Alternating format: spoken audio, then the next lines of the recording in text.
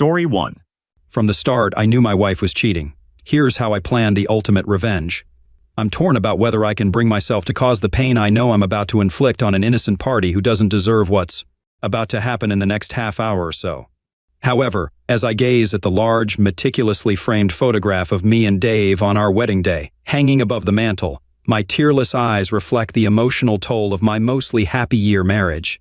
Those tears were shed during the internal debate on whether to proceed with this conversation. The verdict is yes, but I'm still resisting the urge to flee. Dave is going to be devastated. Seated beside me on the sofa, John gives my hand a reassuring squeeze, boosting my courage. I glance sideways at him and smile in gratitude.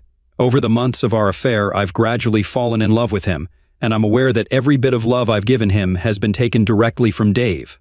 The moment it felt like cheating to make love to my husband marked the beginning of preparations for this meeting.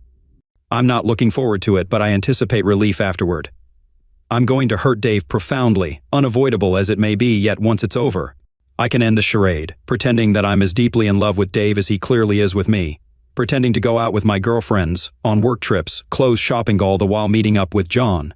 It's incredibly stressful and a significant factor in the worry lines increasingly visible on my face each morning. Yes, I look forward to the release. I glance at the bookcase, ensuring the baseball bat I discreetly placed there earlier is still in position. Dave's stance on fidelity is well known to me. Since the kids left home, he's been reading short stories about cheating wives facing consequences. Some of these stories surprised me with the husband's fierce reactions, making the wives pay dearly for their transgressions. When I questioned him, he simply mentioned colleagues who experienced upheavals in the no-fault family court system after sharing similar stories. Update: Dave by nature isn't a violent man, but when confronted by the person stealing his happiness and future, he might make an exception.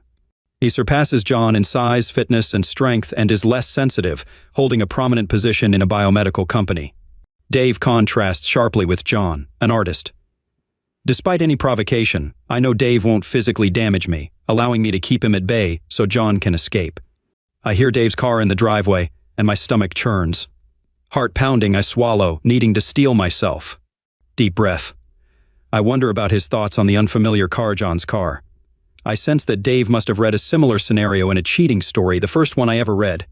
My heart rate increases. I must stay calm. Dave walks in, eyeing John with curiosity. I stay seated, avoiding kissing Dave in front of John. Dave notices my omission and approaches with an outstretched hand. He introduces himself as Dave, and John hesitates before a brief handshake. Dave discreetly rubs his hand on his pants, a gesture I recognize after so many years. John retreats to the couch. Dave grabs a beer, sits opposite us, takes a pull, placing the can on the coffee table alongside our glasses. The tension makes my nerves feel on the verge of snapping, like a branch pushed beyond its limit. I can't meet Dave's questioning gaze.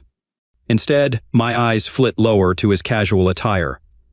When did he start coming home dressed so casually? I shake off inane questions about clothing. Now is the moment I've been dreading, where I shatter the soul of an outstanding community member, terrific father, provider, and nearly perfect husband, the first love of my life. But not the last. I admit that we need to talk to Dave. He responds with a neutral, unreadable expression. As expected, in pressure situations, he remains coldly analytical, thinking on his feet better than I do. Despite preparing for every angle, my nerves betray me. I say to Dave that I want him to know he's done absolutely nothing wrong.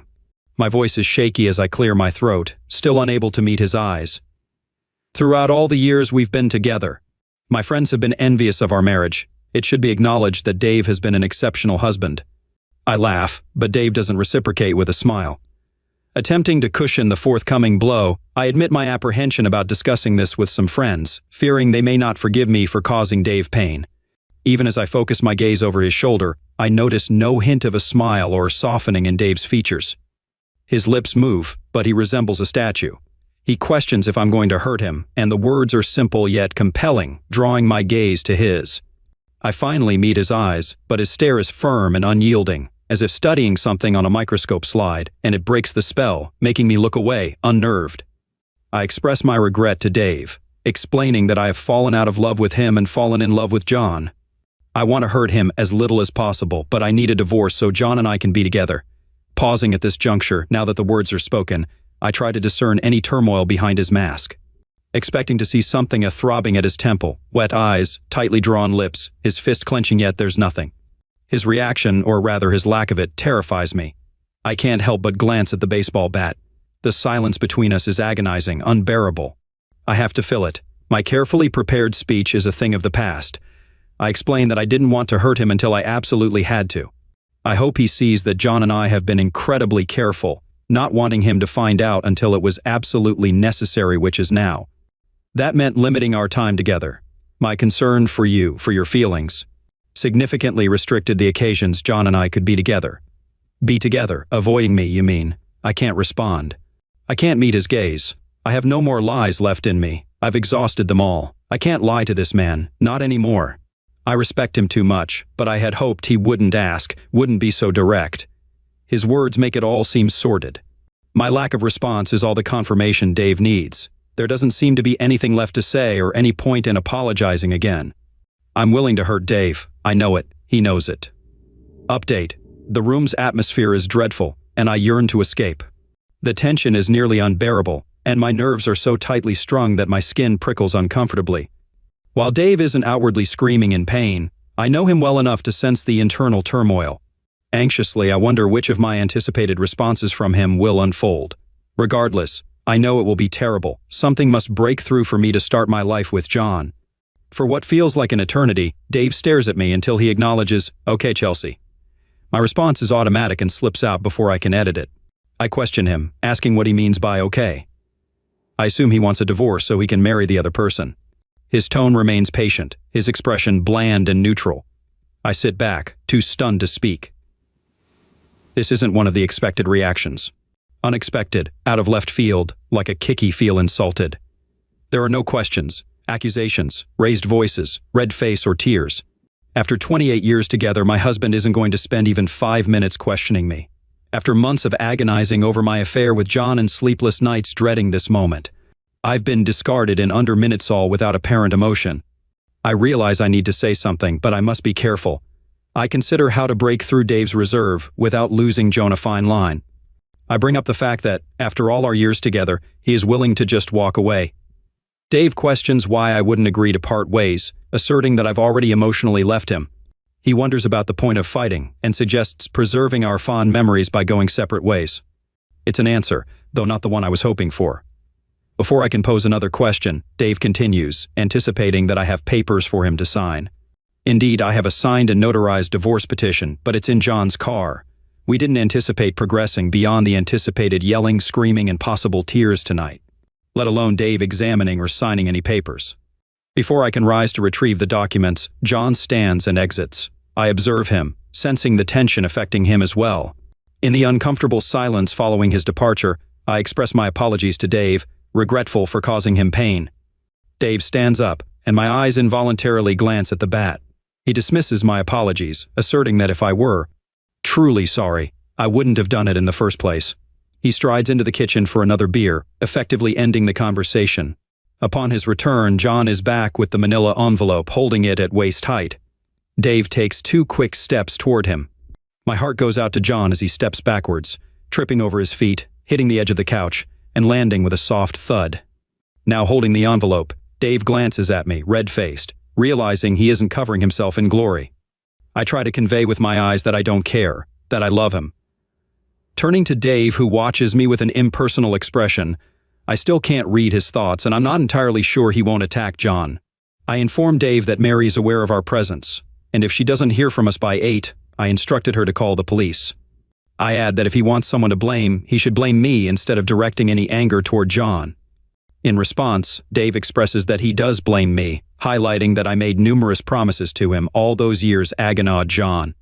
He assures me that he doesn't want John to suffer any more than he's already going to. I question Dave about why John would suffer and what he means by that. Dave gives me a kinder and more patient version, the kind he uses when explaining something I may not fully understand. He elaborates on the idea that being a woman of 50, I am past the age of giving John children, making him go childless, a genetic backwater. Dave expresses his belief that there is no worse punishment for a man than never experiencing the joy of witnessing a child's first steps or hearing them say dada for the first time. He goes on to describe how John will miss out on the typical experiences of teaching a child to catch a ball, ride a bike, helping with homework, and teaching them to drive. Dave emphasizes that John will never be a hero to his daughter or a role model for his son. He speculates that our kids will likely want nothing to do with John once they discover what the two of us did. His words cause my blood to turn to ice, and I shiver, realizing I haven't considered the impact on the kids amidst the turmoil of my affair and the end of my marriage. I attempt to reassure Dave, telling him he doesn't have to tell them. Dave questions if I want him to lie to the kids as I lied to him. I hang my head, but he continues, emphasizing that John will marry someone he can never fully trust. He describes how John will be with someone capable of hurting him while professing love, someone skilled at hiding abhorrent behavior with acting skills. Dave prompts me to think about how John will feel the first time I inform him that I'm working late, going out with friends, or using the same myriad excuses I used with Dave to spend time with him. Shifting focus to me, Dave speculates about the future when my looks start to fade in another 5 years, while John remains a trim-looking year-old. He questions whether John will hesitate to leave me, having seen all my perceived flaws. Dave mentions aspects like my crankiness due to PMT, my loud snoring in deep sleep, and other habits that John will soon discover. Offended, I leap to my feet, ready to retaliate, claiming that I'm not the only one who snores and pointing out my ability to color coordinate. I start to list Dave's faults, but a gasp from John stops me. His expression shows that Dave's points are resonating. I realize I need to get John out of here. Dave shrugs while I collapse back onto the couch, shocked and filled with anger and offense. Is this truly what he thinks of me? Has he harbored these thoughts throughout all these years? Update: I have so much I want to say. After months of doing my utmost to keep my affair secret to protect Dave, I now have an overwhelming desire to make him pay for not caring, for discarding me so easily. But the words won't fail me as I watch Dave take a swig of his beer before tearing open the envelope. I look down at my hands, avoiding John's gaze, and can only hope he's not looking at me either. Dave mutters about half the value of the house. Looking up at me, he disputes the idea, asserting that it was his before he even met me. Dave suggests I might get away with half the bank account, but there may not be as much in there as I think. He acknowledges the likelihood of splitting the difference in our retirement accounts at the date of our separation, but mentions that I won't receive anything until he retires in 17 years. As he reads the rest of the document, he falls silent. I contemplate whether John's love for me can overcome the fact that we won't have the financial stability we thought we'd have, as I had assured him. Dave's words echo in my mind about the difference between an artist and a pizza, using John as a living example. What's the difference between an artist and a pizza? A pizza can feed a family. The silence drags on, feeling interminable. Finally, Dave looks up and comments that everything seems pretty reasonable, except for the house, anticipating that my lawyer will charge me thousands to fight that. He then shifts the focus to the immediate future, wondering what we do now. He suggests I get a lawyer, and he contemplates packing a few things, but I interject, expressing my desire for him to leave right away. Dave considers alternatives, suggesting he could drop my belongings off at John's place next weekend. He plans to change the locks in 2 days, making it impractical for me to return. He mentions that if I miss anything, I can email him. Dave declares that I can have all the pictures off the walls, excluding the ones of the kids. As we divide those, he emphasizes his desire for no reminders of me, except for the photo of us on the cruise last year, which I can't have. I wonder what is so special about that picture that it's the only one with me that Dave wants to keep. It was taken about 3 months after I'd started my affair with John, when Dave surprised me with a short-notice cruise in the Caribbean. I didn't love John at that stage, and still enjoyed sleeping with my husband, so the photo shows a woman smiling after much love. I have no idea why he wants just that one of us. While I'm musing on that, Dave turns directly to John and addresses him for the first time. He inquires about John's current address, initially mentioning 42 Belmont, and then correcting himself, noting that John moved a few months ago to 58 Gravilla. The revelation leaves me shocked. Dave knew about John's new address, not only that, but he's known for at least 4 months. I grapple with the realization, questioning when and how he found out. We've been so careful, and I can't fathom how I missed any signs. I replay scenes of dinners, closeness, moments, gifts, date nights, birthdays, our anniversary, mornings, nights, days, and time with our children. Yet in not one scene could I detect a change in Dave. I look at Dave as if seeing him for the first time. This is the man I have spent my entire adult life with. The man who held my hand and encouraged me while I gave birth to our children. The man who I nursed through influenza, the real one. The one where you can't lift your head off the pillow, who nursed me through morning sickness and an emergency. The man I should know as well as the back of my hand, the man I should be in tune with, notice any change in. None. There's been none, I'm sure of it. I stare at him, marveling a stranger. My husband of 28 years is a stranger to me. I've been thinking myself so clever, so careful, not giving anything away, such a good actress. But Dave is better. So much better. He knew and hid his knowledge from me. How could he? How could he hide it so well? If he truly loves me, he shouldn't have been able to. The thought triggers heat I don't want to explore. The logic of it, had I truly loved him, would I have been able to hide it so well? But clearly I didn't hide it so well. Dave knew, had known for months. I look at him, but it's not him from the here and now, it's him from a mere 2 weeks ago. I see him undressing me, gentle, loving, cherishing. A lie he knew. I think about how hard I'd worked to respond, to hide my guilt, how careful I'd been to ensure my expression was loving and responsive. I contemplate the tears I suppressed, silently apologizing to John while reciprocating, touching, and kissing, pretending I desired to make love. The stress is present the battle against the urge to flee, to recoil, the shame when my body betrayed my heart and climaxed. I had to resist leaping from the bed immediately after, wanting to wash Dave's scent off me following the act. I lay beside him, sleepless while he slept, apologetic to both men. I've lied and betrayed both. I reflect on the days and nights where similar scenes played out, my heart pounding. Not from love or lust, but from fear of being caught, anxiety over lies, stress over my performance, and the thought of my deception, my betrayal, being exposed all for nothing. Dave had known for months. I've been scared, editing every word, conscious of every facial expression, nerves stretched to their limit, exhausted from hiding my betrayal and shielding Dave from hurt, keeping track of my lies. Sleepless, a mental wreck all for nothing. Did he love me at all, ever? How long has he been pretending? A month? 4? 15? 28 years? All those things he said to John, all those awful things, what he truly thinks of me. I look at him, and I want to cry. He's dry-eyed. It's me fighting tears, me nauseous from rage and rejection. I reach for the glass of Chardonnay, wanting to douse the flames and rinse the bitter from my mouth. It tastes sour. Dave removes the glass of wine from my hand, holding John's half-finished glass in the other. He turns and walks toward the kitchen, emphasizing the shift from ours to his kitchen. Over his shoulder, he casually instructs me to hurry, mentioning that John is already at his car. The dismissal is evident, and I turn my head to find that John has indeed left the room. He didn't wait for me, and we won't be walking out together.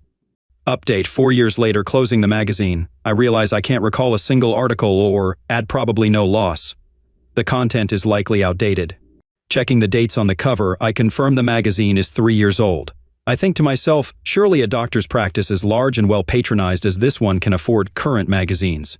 As I return it to the stack and select another, I continue my next round of board flicking, waiting for my name to be called. When I hear Mrs. Smith, I don't react immediately. It takes a repetition for me to startle, feeling a bit foolish. Even after 4 years, I'm not used to being called Mrs. Smith instead of Mrs. Brown. I rise, heft my bag onto my shoulder, and head down the corridor to my doctor's room. The doctor greets me with, "Hello, Mrs. Smith, what can I do for you today?" I explain that I've come to have my implanon replaced after 5 years. He acknowledges this, noting it's in my appointment notes, and suggests that I talk to my husband about sharing the responsibility and considering a vasectomy. He smiles and I return the smile, responding with, "Maybe next time." I keep my face friendly and neutral, but inside I feel smug. My arguments with John about him having a vasectomy have been a battle of wills for months. Why should I continue to chemically poison my body when he can just undergo a simple procedure? It's not even an operation done in a hospital. The good doctor here could perform it. Unlike the non-chemical option for me, which would be to have my tubes tied, something I've pointed out to John more than once. During our last argument over the issue, I remembered Head said Head had the mumps as a child. I asked him to get his sperm tested, thinking I could still have a win in our standoff and go off birth control if the test came up with John having a low sperm count. The stubborn guy refused to get tested. But also stubborn, so while still churning over his harsh words, I secretly salvaged some of his sperm and sent it off for testing. Oh yes, I stored it correctly, truly. Turns out John doesn't just have a low sperm count, he's sterile. No sperm in his semen at all. Initially flush with victory, I intended to confront him with the results, but then common sense prevailed. I wanted a happy husband again, not a sparring partner. I wanted lovemaking, not merely the release of attraction. Somewhere, I remembered the inconvenience of monthly bleeds. I like not having to deal with menstruation, so a replacement implant it is. After all, it won't be forever. Dr. Jones is saying something and I totally miss it. I apologize and ask him to repeat. He suggests swapping my Implanon for the new type of contraceptive implant, explaining that it is rather fantastic. Not only does it offer contraception, but it also records my pulse at regular intervals during the day and comes with a variety of other recording tools we use for diagnostic purposes. So if you come in feeling unwell, all you have to do is pause by one of our scanners, and it downloads information, and we can see what's been happening with you internally since your last visit. Real space-age stuff. Wow, I laugh. It sounds like something off Star Trek. What about side effects? I'm not going to end up the size of a barn, am I? Or grow whiskers or something. And is it like Implanon in that most women stop bleeding altogether? No, nothing like that. Less disruptive than Implanon, but with all its benefits, such as stopping, or at least lessening the heaviness of blood flow. Okay, sounds good. Dr. Jones turns to his monitor and clicks on one of the icons on his home screen. Oh, he murmurs, rubbing his neck. What the? I look at him, then the screen, wondering at his confused tone. How long did you say you've had your implant in? He asks, turning toward me. 5 years, how is that possible? Are you certain? It appears you already have a Vanguardian implant. All your medical information is downloaded. Confused, I ask, what? The doctor explains that I must have been in within the last months, since that's how long they've been approved and available. However, I protest, stating that I haven't been to a doctor in 2 years or more. He turns back to the screen and even in profile I can see he's gone pale. He mentions that there's information going back 4 years and questions the presence of WAV files, which are audio files. He speculates that there must be a glitch, suggesting that someone else's Vanguardian might have been accidentally linked to my patient card. However, the timeline doesn't add up, and he's perplexed by the inclusion of a Google map with a flag showing the clinic. To resolve the mix-up, the doctor suggests examining my implant. My head is spinning as I move to the examination bench and lay down. I turn my head away, as I'm a little squeamish about needles and the like. It's definitely a Vanguardian, he says, and I can hear the confusion in his voice. It's the same as the ones we implant, except for being a smidge longer and wider. I swivel my head and look at the doctor, comparing my implant with an image on the screen. My eyes are drawn to the top of the page Vanguardian. Seeing it written jogs a memory. I know that name. That was someone's pseudonym on the amateur writing site where Dave was reading about cheating wives. A coincidence? The rest of my appointment passes in a blur. We'll sort this out, Mrs. Smith. There has to be some sort of cross signal or something in your old implant. Or maybe you were part of some test group or something. I'll get our tech guys onto Vanguardian, and we'll be in touch. I nod and walk back to the reception area. I pay my bill and head to my car. With my hands on the wheel, snatches of conversations from the past spill into my already overloaded head. Update. There's a clause in my contract stating they own all my research and inventions, even if I work on something at home during my own time. I can't patent it for at least 12 months after resigning. Dave's favorite part of his work was research, and innovation it was his forte. In my mind's eye, I see Dave seated on the couch with me and John. I envision his faded jeans and casual polo shirt. I recall the shock of our meager savings when dividing assets and his insistence on keeping the framed photo from the Caribbean cruise, taken 3 months into my affair with John. Stunned, my hands dropped to my lap. I had the Implanon inserted weeks before that cruise, at Dave's suggestion to avoid inconvenient monthly disruptions during our vacation. I felt touched to have such a considerate husband. Looking back at the clinic, it's a different one from my previous choice. I changed doctors and clinics after separating from Dave because our old doctor shared with Dave was a friend of his father and the one who inspired Dave to enter medical research. Continuing with Dr. Black would have been awkward. Dave knew about John. He must have known from the start. Somehow, he convinced Dr. Black to implant a device he developed, a Vanguardian. Mine had a GPS locator and the ability to record voice files. It seems illegal. I don't recall consenting, but I signed something. Regardless, I should sue Dr. Black. I didn't know what I was signing. Hez retired and living in Brazil apparently. His much younger wife is from there. Can he be extradited from Brazil, where German war criminals fled during World War II due to no extradition treaty? Why develop an implant with GPS and recording abilities? Surely not just to track me. My mind mulls it over and then it hits. The military. Yes, military. Something like that would be useful for them. I know Dave was involved in developing something for diabetic soldiers that regulated their sugar without daily injections or medication. So a GPS locator and recorder aren't much of a leap. My mind swirls with possibilities. Around the time of our cruise, or shortly after, Dave must have quit his job. No wonder our savings were low. He had us living off it. I never checked. I used my credit card and Dave handled bills. Was the cruise photo a memento of his resignation? Dave organized the framing himself. Could it have been the scanner for the implant? Surely not. Deep inside, I know that's exactly what it was. That's why he suggested hanging it in the hall by the coat rack, and why he opposed me having it. He knew I might reframe it or give it to the kids who could have discovered its true purpose. The enormity of how I've been deceived leaves me stunned. It all appears so unbelievable, like something from a Jason Bourne or James Bond movie. Yet my gut insists it's true, all of it. It feels as though there's a vice tightening around my chest, making it hard to breathe. No wonder he didn't seek revenge in the divorce. He had already done it, at least financially, and I can't do anything about it. Dr. Black is likely beyond reach, and Dave, being Dave, probably secured my signature on a consent form. To make matters worse, it's been almost 4 years since Dave and I finalized our divorce. While I'll receive a portion of his retirement funds, I suspect the millions he earns from Vanguardian are funneled through corporations, and I won't see a penny.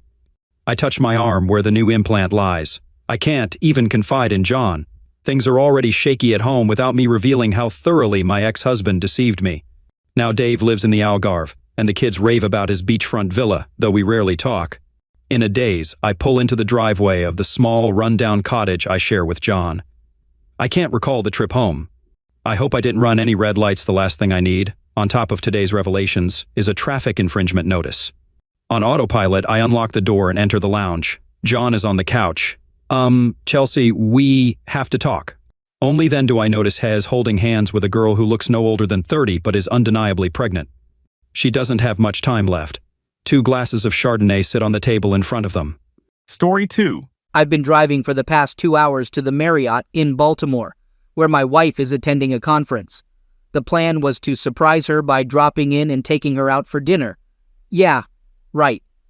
Over the last 3 months, I've had suspicions that my wife, Megan, might be having an affair with a coworker.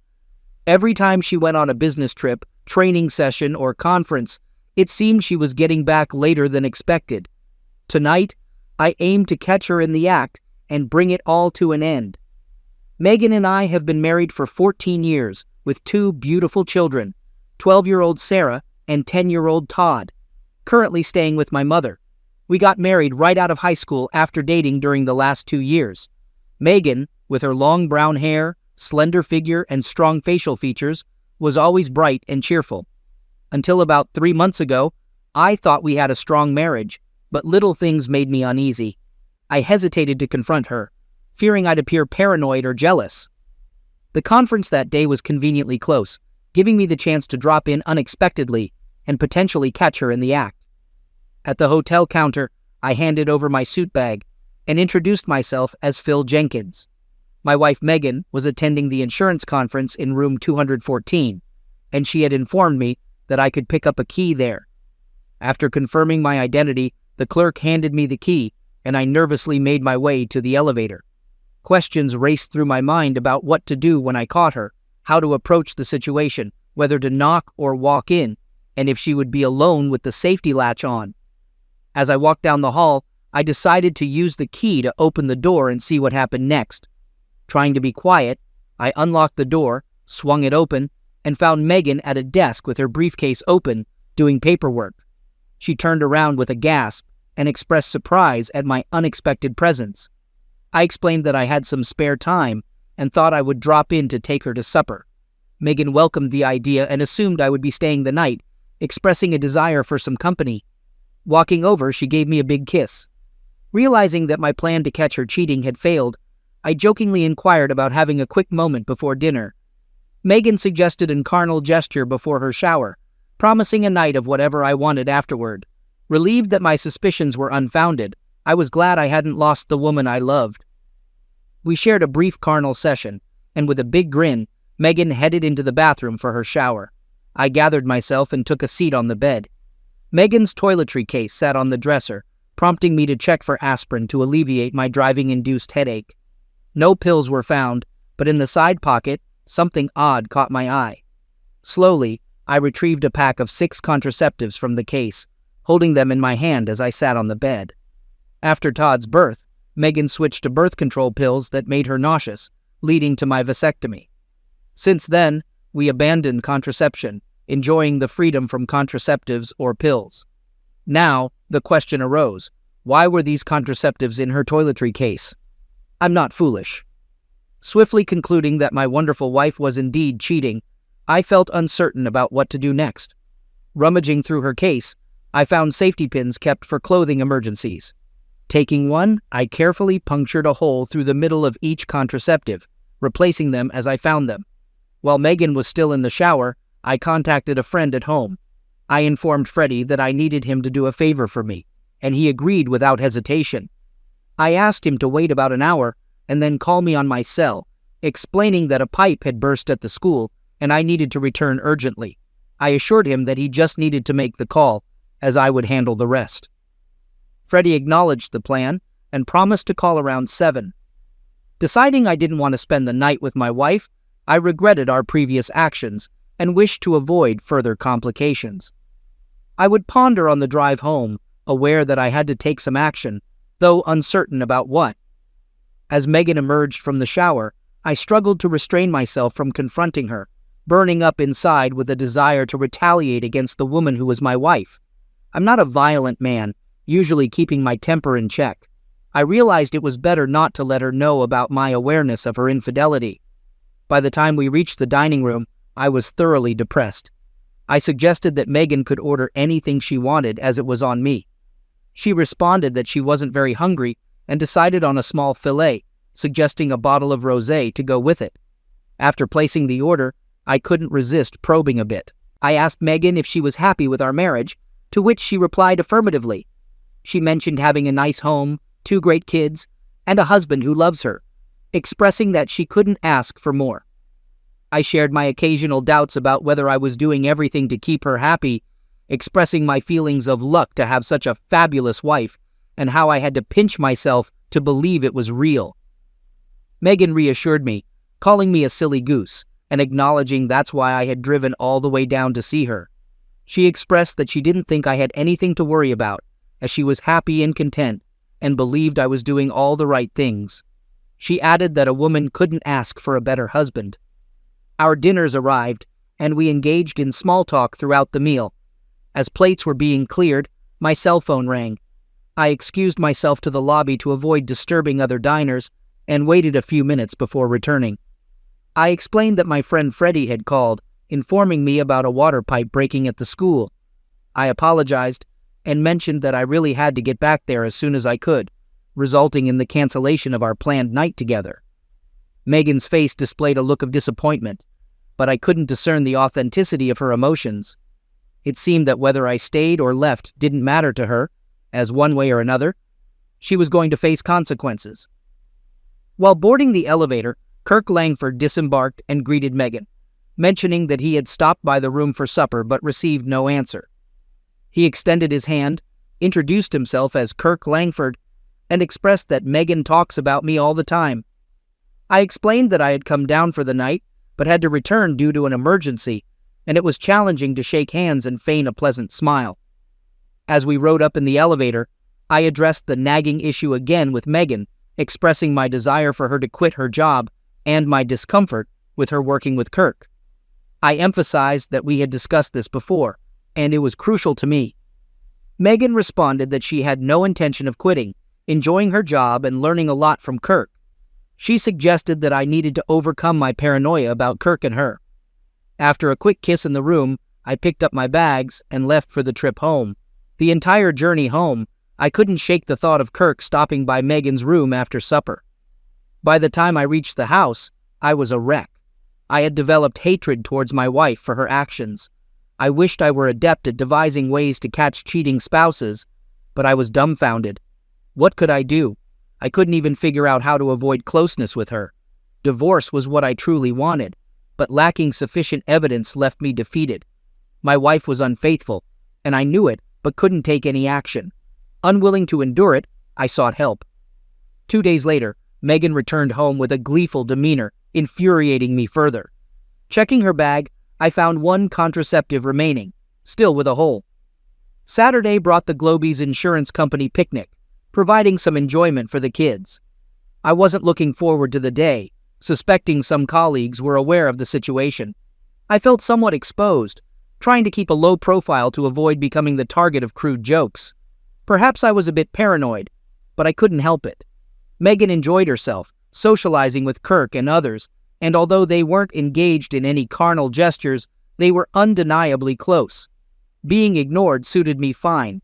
A woman named Janet Langford introduced herself and expressed that I must be Phil Jenkins. She was stunning, and I found myself genuinely confused. While I thought highly of my wife and loved her, Janet Langford resembled a pin-up model with long auburn hair and big blue eyes. Despite her being a little short, her perfect body left me wondering why Kirk would cheat on someone like her. After exchanging pleasantries, we agreed to find a quieter place to talk. We settled on some benches about 100 yards from the picnic area, sitting by the lake. I offered to listen to whatever Janet wanted to discuss. She hesitated, expressing difficulty in bringing up a delicate subject. At that point, I knew she was aware of the affair. I decided to make it easier for her by mentioning that I had just found out about it that week. Janet seemed relieved and shared that she had known for about 2 months. She explained her plans to have divorce papers served and revealed that she had hired a detective to gather proof. Her lawyer had advised that Megan's willingness to testify or sign a notarized statement about the affair would strengthen her case. I inquired about the type of proof, and Janet mentioned having photos and taped phone conversations. Although she didn't have videos yet, she believed the photos were compelling. She also had times and dates that could be used as evidence. Janet expressed her willingness to work on it and asked if my lawyer could help her with the same divorce papers using some of the evidence I had. She emphasized her lack of proof and mentioned her appreciation for any assistance I could provide. I am also taking legal action against Globies. I possess statements confirming that specific management-level company officials were aware of the affair and took no action to stop it. They face a choice: terminate both individuals involved or confront a $1 million lawsuit. Impressive, right? Kirk is playing golf tomorrow morning. Can you come over to the house around mid-morning? You should be gone until late afternoon.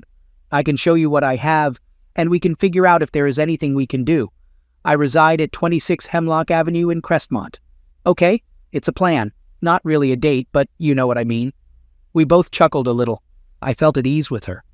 We walked back up to the picnic area, and no one noticed our absence. I felt much better about things. Maybe this whole mess could be resolved. I sure hope so. As expected, the next morning, Megan informed me she had some shopping to do and would be gone for a couple of hours after she left. I dropped the kids off at my mom's and headed to Crestmont. Janet greeted me at the door, and we entered the den.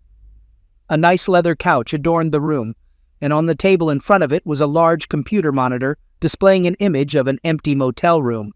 She gestured for me to sit down and offered beer, soda, and wine. I chose regular soda, specifically Pepsi. I asked Janet to share what was going on. Janet explained that in a few minutes, we would be watching her husband play a round of golf live and in full color. She anticipated that I might recognize the caddy accompanying Kirk. When I questioned how she arranged this, Janet disclosed that it cost her $400 to set everything up, and Kirk would cover the expenses. She expected the session to last about 2 hours, so she encouraged me to get comfortable.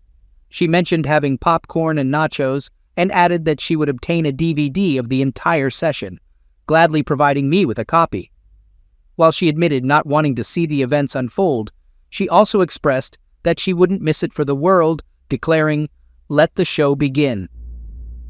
We engaged in small talk for about 20 minutes, during which Janet shared the information she had collected about the affair, including photos, tapes, and documents. The details she provided left me both amazed and crushed, confirming Megan's actions. Surprisingly, Janet revealed having 3 large koi ponds in the backyard. I expressed interest in bringing the children over to see them, and she seemed pleased. Just then the monitor showed activity, and as predicted by Janet, Kirk and Megan entered the room, immediately undressing without engaging in small talk or foreplay. The video was clear, though the sound was a bit garbled. I felt uneasy watching my wife and her husband engaging in carnal activities with a stranger on the couch.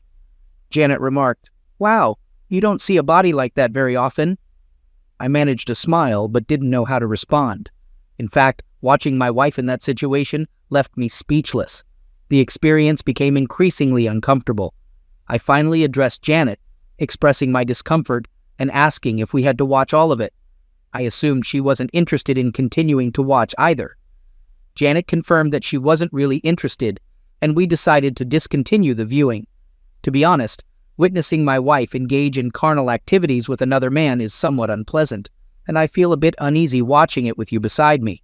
However, the entire event is being recorded, which is all we need for the lawyers, and we don't necessarily have to watch it. I can't say I derive any enjoyment from it, and the plot seems quite predictable. Are you planning to head home or something? Well, actually, I was hoping you could show me your koi ponds. I think that would be much more interesting than 2 hours of huffing and puffing. Her eyes lit up simply because I had shown an interest in her hobby. As we walked to the back of the house, Megan reached her first climax, and I couldn't help but think I was going to have a more enjoyable afternoon than my wife. The 3 fish ponds were fantastic, and I was particularly intrigued by the pumping and filter systems, given my background as a plumber before working at the school. Kirk didn't assist her with her hobby at all, and she had to hire people for pipe or pump work. I offered to help her anytime Kirk was playing golf, not with any romantic intentions, but simply to learn more about the koi ponds. Spending time with her was an added bonus. After a few quickly passing hours, we returned to the house. The motel room was empty, signaling it was time for me to go home. Janet promised to call when Kirk had another golf game so I could visit with Sarah and Todd. The next few weeks were challenging. Each time Megan took a shower, I would check her bag to find a new supply of contraceptives. I couldn't fathom when she found the time to use them all. I kept a safety pin on my keychain, ready to puncture them any day now. I anticipated Megan might have to make a surprise visit to her sister. On evenings following Kirk's golf games, the kids would excitedly recount their visit to the koi lady, showing Megan pictures of the fish they drew and sharing the names they gave them. She never connected Kirk's wife to the koi lady, and seemed relieved that I could keep the kids occupied while she was otherwise engaged. I made 2 more attempts to persuade her to quit her job and end the involvement with Kirk. Both times, I received the same rejection, with the second one being particularly unpleasant. I also started making excuses to avoid closeness with her, and she responded with digs about my masculinity. It stung a bit, but it made everything I was doing easier to justify. Finally, on a Tuesday night, she dropped a bombshell, expressing that she had been feeling really stressed lately. Megan suggested taking a few days off from work to visit her sister for about a week. She acknowledged my efforts with overtime and late nights, and thought it would be a good idea for me to relax while she was away. Megan believed that a trip to my sister's would be much better than spending a year with a shrink. She encouraged me to have a good time, assuring that she would take care of everything. Megan was glad that I understood the necessity of the extra work for the good of the family, but expressed a concern that she might have overdone it. I struggled to sleep that night, preoccupied with the tasks awaiting me the next day. I was relieved that the moment had finally come. Megan's sister Nancy and her husband Brad lived about 3 hours away. Brad, while an okay guy, could be a real idiot, especially when Nancy called the shots. Interestingly, their town had 2 termination clinics, and I had gathered the names, addresses, and operating hours for both. I even familiarized myself with the terms of agreement required for services at each clinic, noting the 2 days cooling off period they both mandated. Assuming Megan's first appointment was on Wednesday, the earliest she could schedule the procedure was Friday, giving her a few recovery days before returning home. This provided me with a day and a half to finalize my plans, which seemed manageable. After Megan embarked on her rest and recuperation trip, I began making preparations. I had to explain the situation to my parents, acknowledging my failure as a husband. They understood and offered their support. The kids enjoyed their time with my parents, and Dad's truck would be useful for moving Megan's belongings. The lawyer would have all the necessary paperwork ready for me on Thursday morning. Janet's paperwork was also prepared, and she planned to serve Kirk simultaneously with my serving Megan. The only internal struggle I faced was whether to give Megan one last chance to make amends. Though I held little hope, Dad and I spent the rest of the day packing Megan's things. On Thursday morning, after a 3-hour drive, I reached the first clinic, only to face disappointment. This left me with one more option: the Family Planning Center. Approaching the receptionist with all the confidence I could muster, I explained that I was Phil Jenkins and that my wife, Megan, had instructed me to come and sign a consensual agreement form. When the receptionist inquired about the form's specifics, I admitted not knowing the exact name, but mentioned that it was a form stating I understood everything, agreed with it, and wouldn't pursue legal action. The receptionist confirmed Megan's identity and mentioned that her sister had signed for her, but my signature would be better. She checked the computer for a few seconds, then retrieved the file. I seized the opportunity and signed the form just below Nancy's signature. Noticing that the procedure was scheduled for Friday morning at 11 a.m., with the requirement to be there an hour early, I inquired about any remaining payments. I took out my checkbook and placed it on the counter. The receptionist assured me that Megan had already paid the full amount of $800 in cash, and there was nothing else due at that time. I expressed my gratitude for her help and mentioned that it made the process a lot easier. The reception I received upon arriving at Nancy and Brad's place was overwhelmingly insincere, bordering on comical. Megan initiated the conversation, expressing surprise at my presence and asking what I was doing there.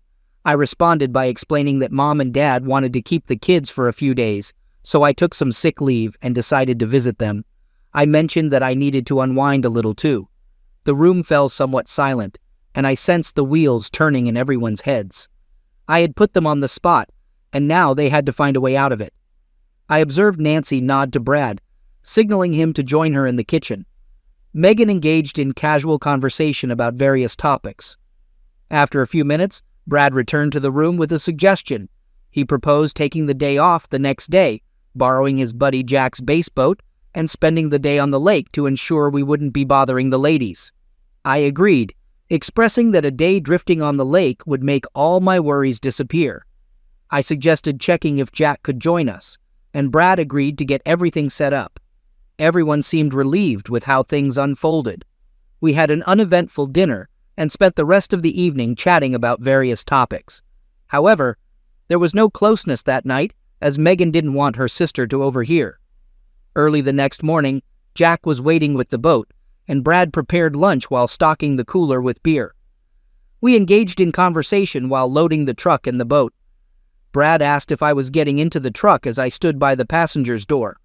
I informed him that I had decided not to go and suggested that he make the most of the day because facing Nancy for the next few hours wouldn't be pleasant. Brad spent about 5 minutes trying to persuade me to go until I had to get firm. After a couple of well-placed swear words and some physical threats, Jack and Brad took off. I went inside, poured myself coffee, and turned off Nancy's cell phone. Then I called my dad, who was always up early. We chatted for about 2 hours, ignoring the constant call-waiting tones. Brad must have tried reaching Nancy for hours. As Nancy and Megan got up, I said goodbye to my father and braced for the impending confrontation. I cleared the missed calls on the landline and turned Nancy's cell phone back on. In less than 2 hours, Megan and Nancy needed to be at the Family Planning Center. In about 5 minutes, I would face 2 furious women. I finished the first pot of coffee, so I brewed a new one for my wife and her sister. Megan exclaimed, questioning why I was there.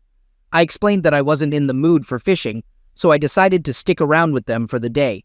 I suggested finding a nice place for lunch together, mentioning that I had to leave that night and didn't want to spend the day with Brad and Jack on a boat. Megan rejected the idea, stating that she and Nancy had plans for the day and preferred to go by themselves.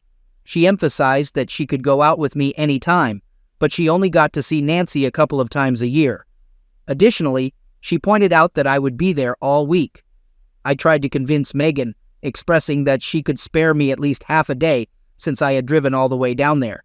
I suggested she could have the rest of the week for her sisterly activities. Nancy left the room, dialing a number on her cell phone. Megan sat in a chair, appearing defeated as if pounded by a truck. We could hear Nancy screaming at Brad over the phone, as if he had committed the crime of the century. I felt sorry for the guy, but he married her. Megan expressed that she and Nancy didn't want me tagging along for the day emphasizing that they had their plans set and it didn't include me. I agreed to hear their plans for the day and decide whether I was interested or would find something else to occupy my time. I expressed my confusion about the situation since they had the entire week, and I only had that day. I jokingly asked if they were meeting some guys. Megan clarified that they weren't meeting any guys, but planned to do some shopping for carnal items like bras, underwear, and hot nightgowns. She explained that these were items they didn't want guys around gawking at while they were trying them on. I suggested that most of those shops were in the mall, and I could keep myself busy doing other things while they used the dressing rooms. I offered to tag along and stay out of their way, assuring them that they wouldn't have to worry about entertaining me during lunch. I promised to take them to someplace fancy to make up for the trouble I caused. At that moment, Nancy stood in the doorway, glaring at me without saying a word. Megan could see that she wasn't going to be able to reason with me and seemed ready to give up. Both were still in their housecoats, and eventually Megan stood up. Megan stated that she had to go get dressed and left the room. Nancy, looking at me, called me a real bonehead before following Megan upstairs. About 20 minutes later, the light on the landline phone illuminated, indicating someone upstairs was making a call. The clock was ticking, and they had an hour to get to the center. I considered my next move if they tried to leave without me, planning to follow them and make sure they knew it. However, I didn't believe they would attempt that. After 20 minutes, both of them came down the stairs. Megan informed me that it was time to go shopping, adding a bit of an attitude. Surprisingly, it was a bit easier than I thought it would be. I speculated that the upstairs phone call was likely to the family planning center, possibly to reschedule the appointment. Since I said I was leaving that night, they probably figured the best way around the problem was to just wait until I left. I wasn't trying to stop Megan from getting the termination, but I wanted to make it more difficult for her. I insisted on taking my car because I wanted to drive. I didn't want them ditching me somewhere a few miles from the house. I pulled into a service station, I filled up the gas tank, checked the oil and water, and cleaned the windshield. It was the most time I ever spent servicing my car. They both just sat fuming. When we arrived at the mall, I parked far out so we'd have a good walk.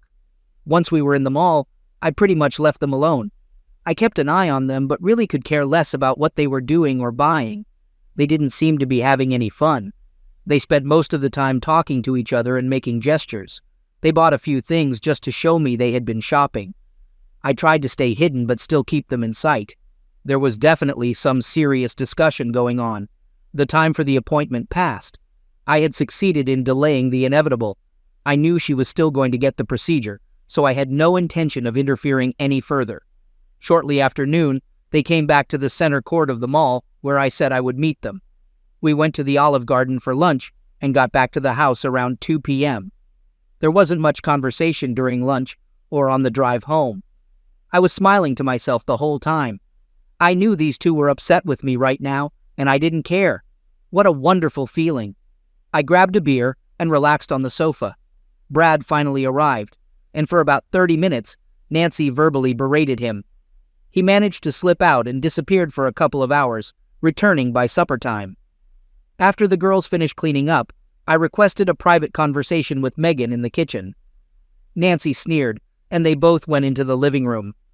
Megan remained upset due to the earlier events, and I sensed she wouldn't be easy to deal with. I got straight to the point, expressing my desire for her to quit her job and stop seeing Kirk Langford. Her teeth clenched tightly, and she struggled to refrain from hitting me. She insisted that she didn't want to hear that again, expressing her frustration with me bringing it up repeatedly. Megan refused to waste her time answering me, stating that I already knew the answer, and it wouldn't change. She gave me the ultimatum to either change the topic or leave. I reached into the manila envelope by the chair and pulled out a legal-sized envelope. I explained that I had asked her at least 10 times in the last 2 months, and each time she refused. I presented the divorce papers, suggesting she sign them and mail them in. I mentioned that there was a self-addressed stamped envelope included, and if she wanted a lawyer to look them over, she was welcome to do so.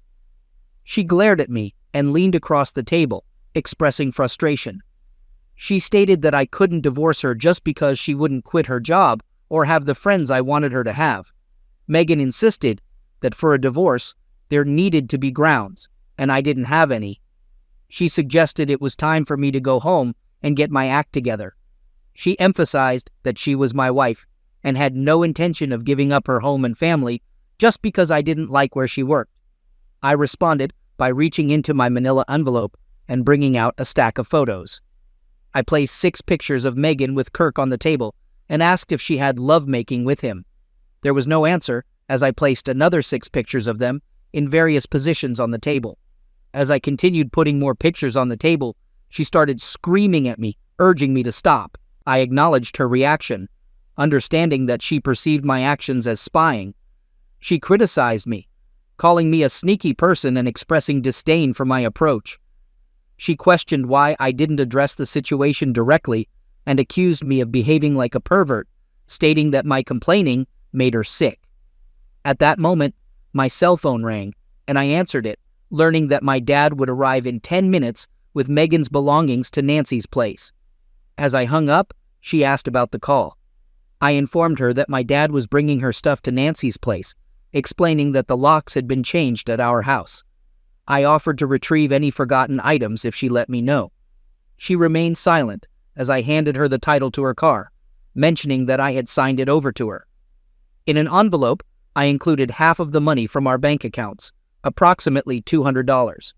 I outlined arrangements for her to have visitation rights with the kids once a week, with the possibility of an overnight stay monthly if she made a statement attesting to the affair, and had it notarized. I added that I had a DVD from the May 10th visit she and Kirk made to the Scandia Motel, which was 2 hours long and captured everything depicted in the pictures. As I collected the photos, I clarified that I hadn't taken any of these. I wasn't concerned about your activities. I just didn't appreciate being deceived. Lastly, I'd like you to have this keepsake from our love. I removed the safety pin from my keychain and slid it across the table. I revealed the pin to Megan, explaining that I had used it to poke holes in all of our contraceptives for the past 2 months. I mentioned that she had used 48 rubbers in the last 2 weeks alone, and Kirk had been more fortunate than I ever dreamed of being. She responded with anger, calling me a miserable weasel and deeming my actions the most despicable thing she had ever heard of. I retorted, stating that the most despicable thing was having an affair with someone outside of our marriage. I acknowledged that I might be considered a fool, but she was a cheating partner. I informed her that I had to run as my dad had just pulled up in the driveway. I noted that she never apologized or expressed remorse for her actions. As I left, I told her goodbye and wished her well with her termination. On Monday, she finally started crying as I left the room. Nancy rushed in to comfort her, and Brad followed me out to the front porch. Brad questioned my actions, stating that I couldn't throw away a 14-year marriage over a misunderstanding. I challenged him, asking why my wife had come down to visit him and Nancy. Brad looked down at his feet for a few seconds, seemingly thinking. Eventually, he apologized and offered to help me unload the truck. We finished unloading in about 10 minutes while Megan continued crying in the kitchen. I didn't know what she was crying about, and frankly, I didn't care. Kirk and Megan were both fired from Globies the next week. Megan refused to sign an affidavit. The lawyer said he had a strong enough case without it. I didn't hear from my loving wife at all. After that night, she did not come to see the children. They didn't seem to mind because they were forming a good bond with Janet. We spent a lot of time together as a family. Mostly, there was no lovemaking or even talk of it. We were not going to do anything that might jeopardize the divorces. The kids and I were learning a lot about koi and having a great time doing it. At last, after 4 months, both divorces were final. Megan never fought hers, but Kirk went down kicking and screaming. He lost the house, all the investments, and ended up having to pay a large monthly alimony payment. A few days before Christmas, Megan came to the house with presents for the kids. I was polite and didn't do anything to ruin the holiday spirit. She stayed for about 2 hours and then left as quietly as she came. Nothing was said between us about the divorce or the affair. I put the house up for sale, and 2 months later we moved in with Janet. Kirk took a job in Omaha, and Megan went with him for months. Later, Kirk disappeared and didn't tell her where he was going. Megan moved back in with Nancy after Brad left for a job on the Alaskan pipeline. 2 months later, Nancy received divorce papers in the mail. The two sisters are good company for each other. Janet and I are comfortable with each other. She adores the kids, and they feel the same way about her. We are planning on getting married in June and spend every moment we can practicing for the honeymoon. Second story. We needed to have a serious conversation, no doubt about that. As I looked up at the woman who had been my wife for more than 2 decades, it was evident that the last few years had changed the dynamics between us. "It's over," she said, her voice strained, almost choking on the words. "Mike and I are no longer together." I nodded, offering my condolences as she stood there, hands nervously twisting together. She went on to share that nearly 3 years had passed since she promised that things would return to normal. I gently probed for the reasons behind the breakup. Gwen, avoiding eye contact, mentioned my growing unhappiness over the past few months. Familiarity had set in, and the magic spark had vanished. The situation struck a familiar chord. I couldn't help but recall a conversation from over 2 years ago when Gwen had dropped the bombshell about our lovemaking life becoming mundane and her taking a lover, a younger, more vigorous man. She made it clear that she intended to continue the affair, leaving me with an ultimatum: accept it or risk losing her, our home, our kids, and my job working for her father. To top it off, she even threatened me with domestic misuse charges. The memories flooded back, and the déjà vu was unsettling. Gwen reminded me that she had previously mentioned that the situation wouldn't last forever. She thanked me for my patience and understanding during that time. I responded with a nonchalant shrug, not offering much to the conversation. She continued, outlining her plans for our future. She suggested that we could return to normal, and I could move back into our bedroom whenever I wanted. She even proposed doing so right away, citing her emotional distress over Mike ending their relationship abruptly. Curious about Mike's actions, I inquired about what he had said. Gwen, sobbing, revealed that he had criticized her for aging, stating that she had gained too much weight. He expressed dissatisfaction with being seen with her and mentioned wanting someone younger in his life. I carefully commiserated, avoiding disagreement with Mike's judgment. I expressed reluctance to sleep in our bed again, considering the numerous times it had been used by Gwen and Mike. Gwen insisted that she never had Mike over when I was at home, referring to the times I was at work or away on business in France. She suggested getting rid of the old bed and buying a new one the next day. I sarcastically mentioned that a new bed might be nice, and an awkward silence ensued. Eventually, Gwen enthusiastically promised to make it up to me, acknowledging that we hadn't been carnal for over 2 years. She assured me that things could easily return to how they used to be. I questioned if it could truly be the same, and Gwen, gaining confidence, affirmed that it could. She expressed optimism about us getting back to how things used to be. I questioned whether we could pick up from where we left off, considering the embarrassment I faced in front of our family and friends. I mentioned how I stopped going to the village pub to avoid seeing my friends, knowing that Gwen and Mike frequented it. Gwen apologized, acknowledging that her actions may have been thoughtless.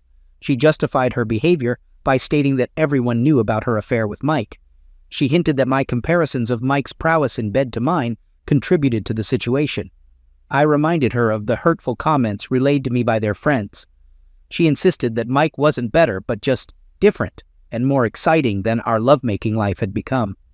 Despite my understanding, I expressed reluctance to easily return to our bedroom, citing the damage to my male ego. Gwen suggested a weekend trip to Brighton, staying at a familiar hotel and driving my classic Jaguar XK 140. I commented on the difficulty of returning to our old carnal routine.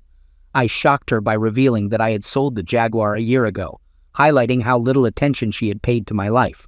She was taken aback, expressing disbelief that I had sold the beloved car I had spent hours renovating. I informed her that we couldn't buy it back, and she suggested using money from the company or her trust to get another one. I declined, emphasizing that it wasn't for sale and questioning where the money would come from. I informed Gwen that she had signed away the trust money 5 months ago, explaining that the funds were used for our children's house deposits. She seemed surprised and asked if that was where the money came from. I responded, stating that I did inform her, including my decision to sell the Jaguar. I mentioned that she was preoccupied with her affair and the microphone during that time. Gwen inquired about the family company's financial status, and I confirmed that the company was fine, but no longer owned by us. She seemed oblivious to the recent paperwork finalizing the deal. Desperate to understand our financial situation, Gwen asked about the sale of the business and whether we were still rich. I let her stew for a while, allowing her to reflect on the changes that occurred while she was engrossed in her affair with Mike.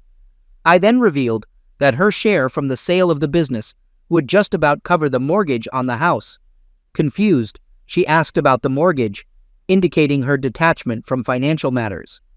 I clarified that I had spent my half on a 45-foot sailing yacht, as I had taken early retirement and planned to spend my days sailing the seas.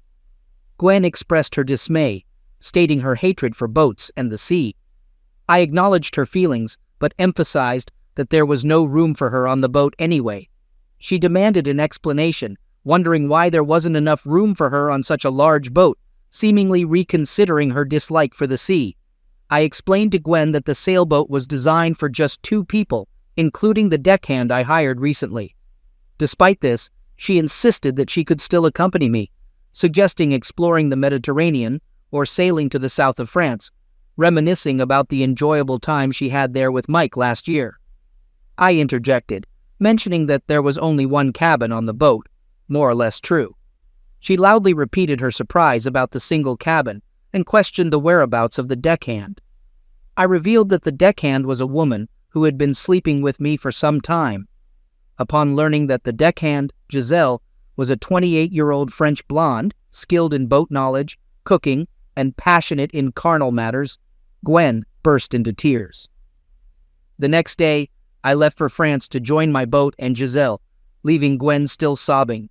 It took some time, but my plan was coming to fruition. I hadn't informed Quinn about the 6-bedroom villa I had purchased nearby with the money I had saved before selling the company. I looked forward to enjoying the pool and playful moments with Susie, who had a penchant for not wearing the top half of her bikini. I also anticipated the joy of opening the garage doors, where my old Jaguar XK 140 had been sitting alone for too long. It would soon be taking Giselle and me to a familiar French restaurant down the coast.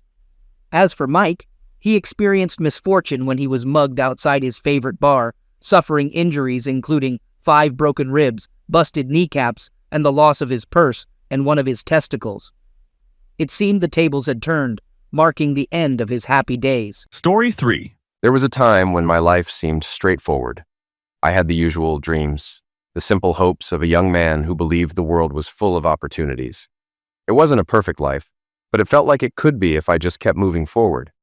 Then, life began to shift in ways I couldn't have imagined, each turn steering me further from the path I thought was mine. I used to think I had control, making the right choices, doing the right things. But as I got older, I realized that no matter how hard you try, fate has a way of interrupting even the best-laid plans. Suddenly, I found myself in a situation where nothing made sense, caught in a chain of events that completely altered the course of my existence. This is where my story truly starts. I sat in the restaurant reflecting on my life. A lot of strange and unpredictable events have come my way over the years. Maybe strange is more fitting than wild. Weird, unusual, different, all seem accurate descriptions. Perhaps everyone's life is filled with odd experiences, only they never speak of them. But that doesn't quite seem right. Unless, of course, everyone has spent time behind bars. I did my time for something I did. I took a man's life. I was sentenced to 15 years to life, but here I am, free. The judge believed there were special circumstances. So, here I am, out in 15 years instead of 20. At least I got 5 years off for good behavior. 15 freaking years. All because I liquidated a man I thought was attacking my wife. If I had known what I know now, there probably would have been 2 bodies, unless I could have just walked away. At the time, I was full of pride, and that's how I reacted. Let me break down how I see the world. People around us behave in certain ways, and we respond. That probably sounds a little simplistic. So, let me give you an example. Imagine you're in a store aisle. A couple stands nearby, and the woman bends over. I happen to be standing close to her husband or partner, and we both catch a glimpse of her underwear and the curve of her backside. I'm supposed to pretend I didn't notice, but it's hard to ignore. The guy sees what I'm looking at and just smiles. How am I supposed to react? I want to joke, "Nice view, can I touch it?" but the man just keeps staring at his wife's behind. I never know what to say or do in that moment. Later, I walk into another aisle, and a woman with no underwear on catches my attention. Before I can stop myself, my body reacts. My mind, though, doesn't know the difference between right and wrong in that moment. I find myself wanting to grab her, but of course I don't. She can choose not to wear underwear. That's her prerogative. But do I have the right to look at her that way? It's a question I can't seem to answer. Then there are the girls and women who wear hip huggers, pants that sit low on their hips, sometimes just inches below their belly button. Get close enough, and you can see the soft fuzz on their lower belly. And to me, it's a turn-on. Movie stars constantly promote closeness, and marriages seem to end and begin again without much thought. Now, love is everywhere, on the big screen, on TV, and in public life. As I go about my day, I catch myself thinking about it when I see women. Some women, though, I wouldn't even approach with a 10-foot pole, unless maybe I'd been in prison for years. Others? Well, there are times when I'd risk it all, even jail, just to be with them, until I snap back to reality.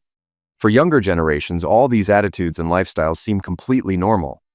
But for those of us who've been out of the loop for a while, it's all a bit overwhelming and frankly confusing. I'm not even sure where to start with my story.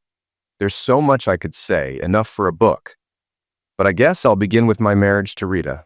It was once great, but it ended when I went to prison. Rita and I were married for almost 10 years. I was fresh out of college, just an ordinary guy looking for work. One day I went to a company for an interview. As I waited, I couldn't help but notice the receptionist, Rita. She was gorgeous, and at 22, I still saw women as girls, or ladies, or whatever term fit. We started talking, I asked her out, and while I didn't get the job, I did get the date. I eventually found a job selling hardware. It was a solid gig with a good salary and bonuses. Things were looking up, a steady job, a girlfriend, and a bright future ahead. After just a few months, I proposed to Rita, and we got married by the mayor. I was on top of the world. We bought a house and soon started a family. A son came after a year and then a daughter 2 years later. Life seemed perfect, like something out of a suburban dream. Sure, we had arguments, but we also had a lot of good times. It was the same as what I imagined other families were going through. We spent time with our kids, went on vacations, had barbecues with neighbors. I never suspected Rita wasn't fully committed to me. I was loyal to her, despite plenty of temptations on the road. There were moments I was tempted, but I always put my family first. Then we decided to build a pool. The kids loved it, and so did we. We'd swim together at night, and I remember the first time Rita and I got intimate in the water. It was exhilarating and different with the splashing of water. After that, she suggested we put up a privacy fence so no one could see us. I started putting the fence up right away. It was a big job, so I left my tools out, planning to finish it after my trip. I had to leave town for a couple of days, and Rita was mad about me being gone so much. It wasn't the first time she'd said things like that. I tried to explain again. Being a salesman meant I had to travel. She yelled at me, accusing me of not being there like other husbands. I told her, "If anyone comes for you, we have a tool next to the bed." I didn't get why she made such a big deal out of it. Lots of men travel for work. Maybe I should just quit and take a less-paying job where I could stay home more. But I didn't know if that would solve anything. After I kissed her goodbye and left, she told me not to bother calling, that she might not even be home. It was one of those moments when I wondered what had happened to us. On my first night, I was only about 40 miles from home. Typically, I'd stay at a motel to get an early start the next morning. After our argument, though, I decided to surprise Rita by coming home and doing the extra driving the following day. It was getting dark as I pulled into the driveway, and I noticed a strange car across the street. As a salesman, I paid attention to details like that. The house was dark except for a light in the living room. I tried to open the front door, but the storm door was locked, so I walked around to the back near the pool. That's when I heard Rita screaming. I rushed to the back porch and found her being attacked by a stranger. I didn't fully register her words through the screams, but I grabbed a shovel and rushed to the pool deck. I swung it as hard as I could at the man's head and neck, maybe 3 times, I'm not sure. He fell off Rita, blood spilling everywhere. Rita screamed again. "You liquidated him! You liquidated him!" I think she was in shock. I ran inside, called 911, and she kept screaming and crying until the police and paramedics arrived. There were 2 ambulances, one for the attacker and one for Rita. The police told me they needed to cuff me and take me to the station for questioning. I told them I understood, but I needed to know where my kids were. The officer said Rita told him the kids were at her sister's house for the night. I felt a rush of relief. Thank God they weren't home. I couldn't imagine what might have happened if they had been there. Rita's sister, Thelma, was attractive. 2 years younger than Rita, a bit more outgoing and always dating. She had a curvy body and a pretty face. She often flirted with me when she was around, and I'll admit I thought about it more than once. But I had made a commitment to my marriage, so I didn't act on it. Still, looking back, I sometimes wonder if I should have gone for her instead of Rita. The funny thing was, despite being so charming and sociable, Thelma had never married in all the years I'd known her. At the station, the officers brought me into an interrogation room. I told them I wanted to explain everything before answering any questions. I started by telling them about the argument between Rita and me, how I decided to surprise her by coming home early. I described finding the man attacking her and how adrenaline took over. I grabbed the shovel and hit him with it. I kept saying how Rita was screaming the whole time.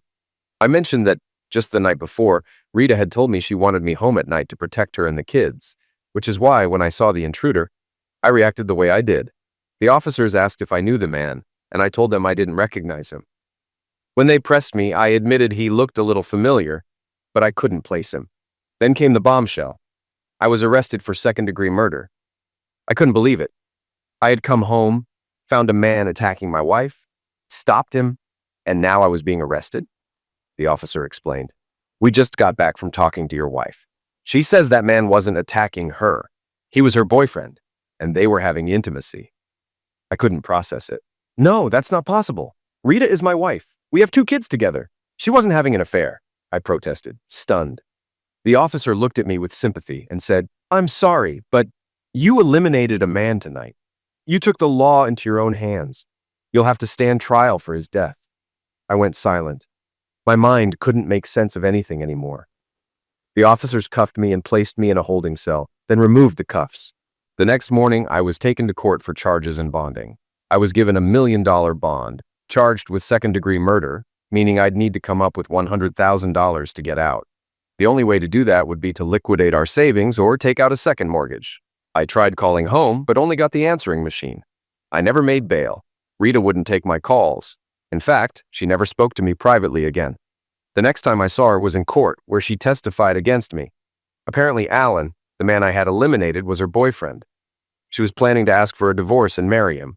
Rita had worked with Alan for the past few months, and he had started pursuing her. It seemed she had fallen for him and was going to leave me. They had been together for a while. I couldn't prove I didn't know him. How do you prove you've never met someone? The prosecution built their case on the idea that I knew about the affair and wanted revenge. They argued that I saw my chance and acted on it.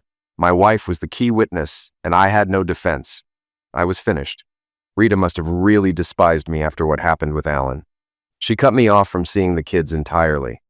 The only person who bothered to visit was my brother, Ray. He kept me updated on what was going on with Rita and the kids while I was locked up. My sentence was a minimum of 20 years, possibly life. Ray would come by every few months at first, filling me in on whatever he knew. He told me Rita had sold the house and moved away with the kids, but he didn't know where they went. He also said that she'd managed to turn the kids against me. He hadn't seen them after they left. They were just 7 and 9 at the time. Ray also mentioned that he and his family were heading to Florida, and when I got out, I should come visit them. That was the last time I saw him. Before I went in, I had one visit from my old boss. He told me he thought I had been set up and was willing to testify on my behalf. He was a decent guy. Of course, he had to mention that he had to let me go from my job for legal reasons. I asked him for one favor. I had a 401k retirement account I'd been paying into for 10 years, and I asked him to keep it secret from Rita and her lawyers. He agreed, saying that if they found out, he'd have to turn over the paperwork. But he wouldn't bring it up. He wished me the best and left. Then there was Thelma, Rita's sister. She didn't visit, but she did write to me for a while. She kept me posted on how the kids were doing. According to her, Rita had tried to turn them against me, but Thelma would do what she could to tell them about the good parts of me. She always ended her letters with, "Love, Thelma." I really wanted to believe her. She wrote for about 8 years before the letters stopped coming. I'm not sure if it was because I was transferred to another facility. Oh, they prefer to call them correctional facilities now. I started out in Mansfield Correctional, but when they shut it down, I was moved to the Orient facility. There was another guy named Dan Jones at Mansfield at the same time, and he was transferred to Lucasville Prison down south. I joked that maybe he was getting my mail, but of course we had different inmate numbers. The last letters I received from Thelma, about 8 years ago, said that Rita had sold the house and moved in with her. The kids were okay, but Rita had been diagnosed with multiple sclerosis, a devastating disease. Doctors gave her only a few more years to live. I knew I had every reason to be angry with her, but seeing her suffer, that's not something I could wish on anyone. She was still my kid's mother. Thelma also warned me not to write her back. If Rita found out that she'd been in contact with me, there'd be serious consequences. And now, I was free. I was back in my old hometown, sitting in a cafe, savoring my first cup of coffee in years, breathing in the fresh air. My son would be 24 and my daughter 22. I hadn't seen them in so long, no photos, nothing, since Thelma stopped writing. Every time I saw a young person, I wondered if they might be one of my kids. I hated Rita for what she did to our family, but I couldn't hate my children. They probably thought of me as nothing more than a butcher, but they didn't know the whole story. It was time to figure out what came next. I found a place to stay in a rooming house in the neighborhood where I grew up. First thing on my list was to check in with my old boss, if he was still around, and find out if Rita ever discovered the 401k I had.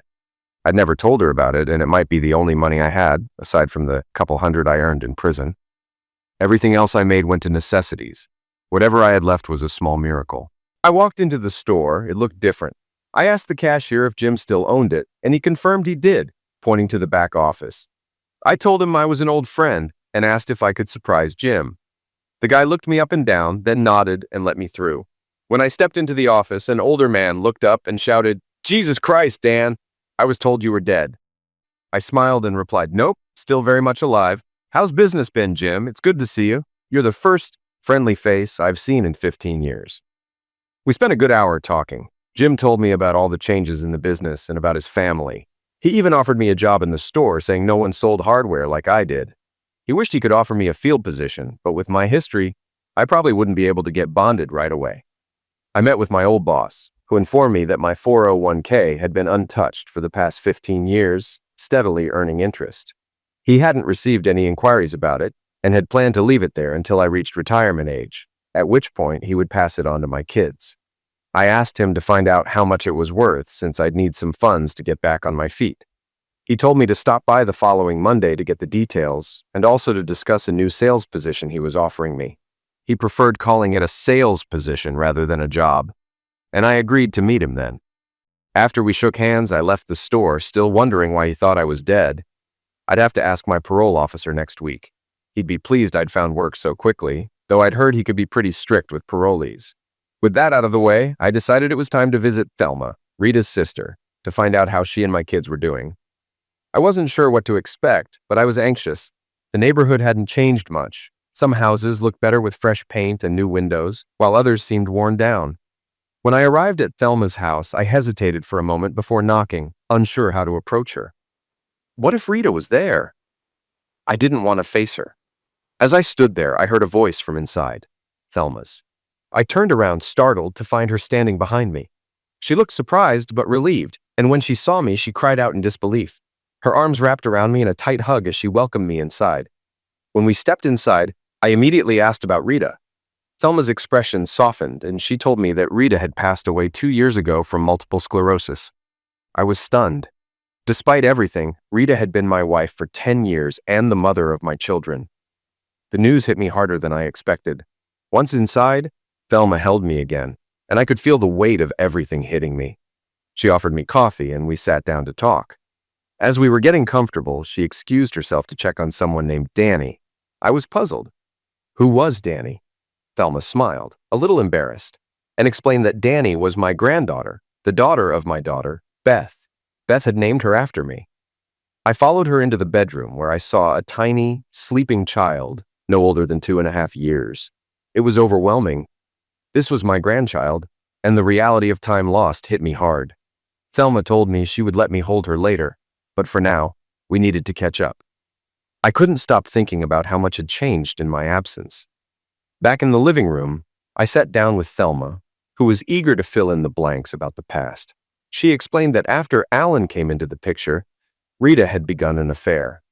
At first, Thelma hadn't thought much of it when the kids visited her while I was away. But as it became a regular thing, She began to suspect something was wrong. She told me she always treated my kids like her own, loving them deeply.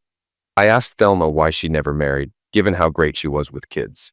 She told me that, although she had many opportunities, she never found a man who measured up to her standards, even though she had loved someone once. She'd had relationships, but never the kind of love she was looking for. She was content with the life she had and with the kids she loved. When I mentioned Rita, Thelma's tone darkened. She admitted that she had lost respect for Rita after she found out about the affair with Alan. She believed Rita had given up a good life for nothing, and in doing so, ruined her own life and hurt her children. Thelma's anger was raw, and she confessed that, at times, she had felt like eliminating Rita herself for the pain she had caused. As she cried, I moved closer, offering comfort. I had come looking for answers, but it seemed like the more I learned, the more I realized just how much had been lost. Thelma's words, though full of regret and sorrow, painted a picture of a family shattered by betrayal and missed chances. Once Thelma had calmed down, she continued with the story. Rita had started dating again, likely as a way to get back at me. I'd lost track of time, but I learned that she had the kids about half the time. After a couple of years, though, Rita's health began to decline. Her muscles were weakening, and it wasn't long before she was diagnosed with multiple sclerosis. She kept working for a while, but eventually it became too much for her. That's when Thelma suggested Rita sell the house and move in with her. Rita went on medical leave and started receiving Social Security, while Thelma continued working part-time at the local grocery store. They managed to make ends meet with the money from selling the house and their combined earnings. 2 years ago, Rita passed away. By then, the kids were already living on their own. I admired Thelma for stepping up, taking care of Rita and the kids through everything. "You're a great sister, Thelma," I said. "What about you, though? You've dedicated so much of your life to others." She smiled, waving off my concern. "It's family, Danny. That's what you do for family. I'm still young. I'm in my early 40s, and I still look pretty damn good." She winked, clearly still proud of herself. I couldn't help but comment, "I don't know about that, but there is someone in the other room who's just as beautiful." We talked about my kids. Thelma told me that Rita had tried to turn them against me at first, but as they spent more time with her, they started asking about me. When they got older, Thelma told them the truth, that their mom had an affair, and I tried to protect her. It was a tough revelation, and they cried when they understood. They still loved me, but they thought I was dead. I was taken aback. How had they gotten that idea? Thelma explained how she had kept in touch with the prison, writing me letters in Mansfield. But one day, my letter came back saying I wasn't there anymore. After making some calls, they discovered I had been transferred to Lucasville. But then, a few days later, they received a call from the facility. "Sorry, but Dan Jones, who was transferred from Mansfield, was liquidated in a prison uprising." They were told the body was cremated, and they were offered any records if they wanted them. Thelma and the kids were devastated, and when they told Rita, she didn't show much emotion. I shook my head. The other Dan Jones must have been the one sent to Lucasville. I was at Orient. All this time, I never knew you thought I was dead. I let out a breath, feeling the weight of it all. "Those letters from you kept me going for 8 years. Without them, I wouldn't have made it." I half joked. "If I didn't know any better, I'd think you were in love with me." Thelma didn't respond to that, but she went on to tell me about my family. She started with Beth and Eddie, who had been high school sweethearts. Beth and Ed had wanted to marry right out of school, but Thelma had warned them they were too young. Beth had insisted, though. She said she needed Ed, especially after losing her father and with Rita's condition worsening. Thelma had reluctantly given her blessing. Ed was working hard as an apprentice at a factory, and Beth was a cashier working part-time to be there for Danny, their little girl. I asked about Mike, and Thelma smiled with pride. "Mike went to college, graduated with honors, and now he runs his own business selling computers from home. He's married to Rachel, and they have a beautiful 3-year-old son named Mike Jr. Thelma's voice softened as she mentioned Mike, and I could feel the pride in her words. As she spoke, little Danny came into the room, wiping her eyes and calling for Nanny. She was adorable, and my heart melted.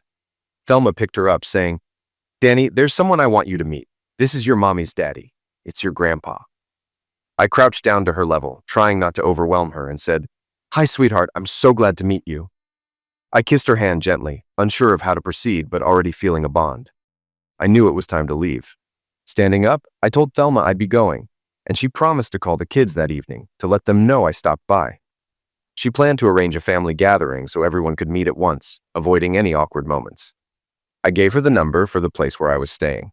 There was a payphone in the hallway, and I figured I'd need it, especially since I still had to wait until Monday to find out how much money I had coming my way. Afterwards, I took the bus to a nearby store for a few groceries. My apartment wasn't much, just a small kitchen and a single room with a bed and couch. No TV, but then again, I hadn't watched much television in years. The lights always went out early, and by the time the good shows came on, I was already asleep. As I was walking back to the apartment, I heard the phone ring. No one else was around, so I picked it up. "Hello?" I said. "Is Mr. Dan Jones there?" A young woman's voice. "This is Dan. How can I help you?" "Daddy, is it really you? It's Beth." She was crying. "I'm at Aunt Thelma's. She told me you came by. I thought you were dead, Daddy. I miss you so much." My heart tightened. "Oh, Beth, I love you too, honey. I met the sweetest little girl today. She looks just like you used to." Beth's sobs were barely audible. "Can you come to Aunt Thelma's tomorrow? I already called Mike, and he'll be there too." "Of course, I'll be there," I replied, my voice thick with emotion. "I can't wait to see you, sweetheart." I hung up and stood there for a moment, overwhelmed. Tears of joy filled my eyes. I couldn't sleep at all that night. My mind was racing. After 15 years, I was about to see my family again, my children, my grandkids, and even Thelma, who had always been there for me. She'd raised my kids when I couldn't, taken care of them and Rita, and now she was still taking care of everything. What a woman. I couldn't help but think how lucky I was that she'd been in my life, even if it was through marriage to her sister. The next morning, the phone rang again. This time, it was Thelma. She told me she hadn't realized I didn't have a car and would be picking me up at 3:45 p.m. for a cookout at her house. Since it was Friday, everyone was free the next day, and she figured it'd be a good chance for the family to get together. I'd gone shopping earlier, bought a fresh shirt and pants. I even picked out a new pair of shoes. It felt like preparing for an important meeting, and I didn't want to mess it up. When Thelma arrived, she honked the horn as she pulled up. I'd been waiting on the porch swing, and I knew she did it on purpose. I smiled as I walked to the car, my nerves creeping back. As soon as she stopped in front of her house, I hesitated for a moment. 15 years had passed, and my kids were now grown adults. I was almost afraid to step out of the car, not knowing how things would go. Then I heard a familiar voice. "Daddy, Daddy." Beth came running down the stairs, crying. She threw her arms around me, holding me tight. "I missed you so much, Daddy. We thought you were dead." I held her close, my own tears flowing freely now. It felt like a dream. Slowly, other family members appeared on the porch, and Mike was the next to come down. He hugged me too. "Hi, Dad. So glad you're here." We all went inside, and Beth introduced me to her husband, Ed. "I'm so happy to meet you, sir," he said, shaking my hand. "And just so you know, I love your daughter." Beth, still tearful, smiled and picked up little Danny. "You met her yesterday, Dad. We named her after you. Her full name is Danielle." She handed Danny to me, and the little girl wrapped her arms around my neck and kissed me on the cheek. I hugged her back and gently handed her back to Beth. Mike stepped forward then. "Dad, I want you to meet the love of my life. This is Rachel." I looked at Mike and asked, "Is it okay if I give her a hug?" Rachel smiled and replied, "I won't break, Dad. You can hug me anytime." I wrapped my arms around her, pulling her into a big hug. I could feel how much she loved Mike and, by extension, how much she loved me already. Just then, a little boy came up to me. "Hi, Pawpaw. My name's Mikey. I'm 3, but next month I'll be 4. I scooped him up, holding him tight. "It's great to meet you, Mikey." Mikey leaned in close and whispered, "We're going to have a party for you. We're going to the patio." "Okay, Mikey. You lead the way," I whispered back. We all walked outside, and I saw a big banner stretched across the patio that read, "Welcome home, Dad." It was signed by everyone, and I knew Mike had probably designed it himself. I sat down in a chair, overcome with emotion. I couldn't hold back the tears. After all these years, I finally had my family back. This was the happiest I had been in a long, long time. We spent the evening talking about the past, laughing and shedding a few tears. Rita came up in conversation, and it was clear that kids had always loved their mother, though they never quite forgave her for how she had treated me. Thelma asked Mike and Ed to bring up the boxes and bags from the basement, things the kids had left behind. They returned with a few boxes and 2 garbage bags filled with old books, some trophies, and other bits and pieces. As we sorted through the items, I shared the stories behind each one, and the kids started asking if they could keep some. The things had more meaning now that they understood the memories attached. Most of the bags were filled with my old clothes. I asked Thelma where the rest of my things were. She explained that Mike had taken what he could use, and Ed had picked out whatever was useful for his welding job. There were some things that seemed outdated, like the bell-bottom jeans and the silk Hawaiian shirts. We all laughed at how much things had changed. I held up some of the clothes, asking if they could even be used as rags. But Ed quickly corrected me. Denim and silk weren't good for that. When I found a bag of underwear, I joked about whether Mike still wore them, but he made it clear that no man would wear another's used underwear. The whole room erupted in laughter. Mike, Ed, and I spent a few more minutes laughing and reminiscing over the old items. I was getting ready to enjoy dinner when Mike pulled me aside to talk privately. He told me that Thelma had confessed to loving me once, and still did. He shared that she had never married because she had always loved me, but thought I was dead. It took me by surprise, but I thanked him for telling me. I had never thought about Thelma in that way before, but it made sense. She had always been there for me and the kids. We rejoined the group, but I couldn't shake the feeling of what Mike had shared. Thelma kept looking at me, and I could see there was something there, but I wasn't sure what to do with it. I had just gotten out of prison and had nothing to offer. As the night wound down and people started leaving, Mike asked if I needed a ride. Thelma offered to take me home. We said our goodbyes, and then I helped her clean up the leftovers from the party. Once the house was quiet, I asked Thelma to sit with me on the couch. I had some things I needed to ask her. I took her hand and we sat down together. I asked her if it was true that she had loved me. She admitted that she had, and still did. It was hard to hear, but it was also something I needed to know.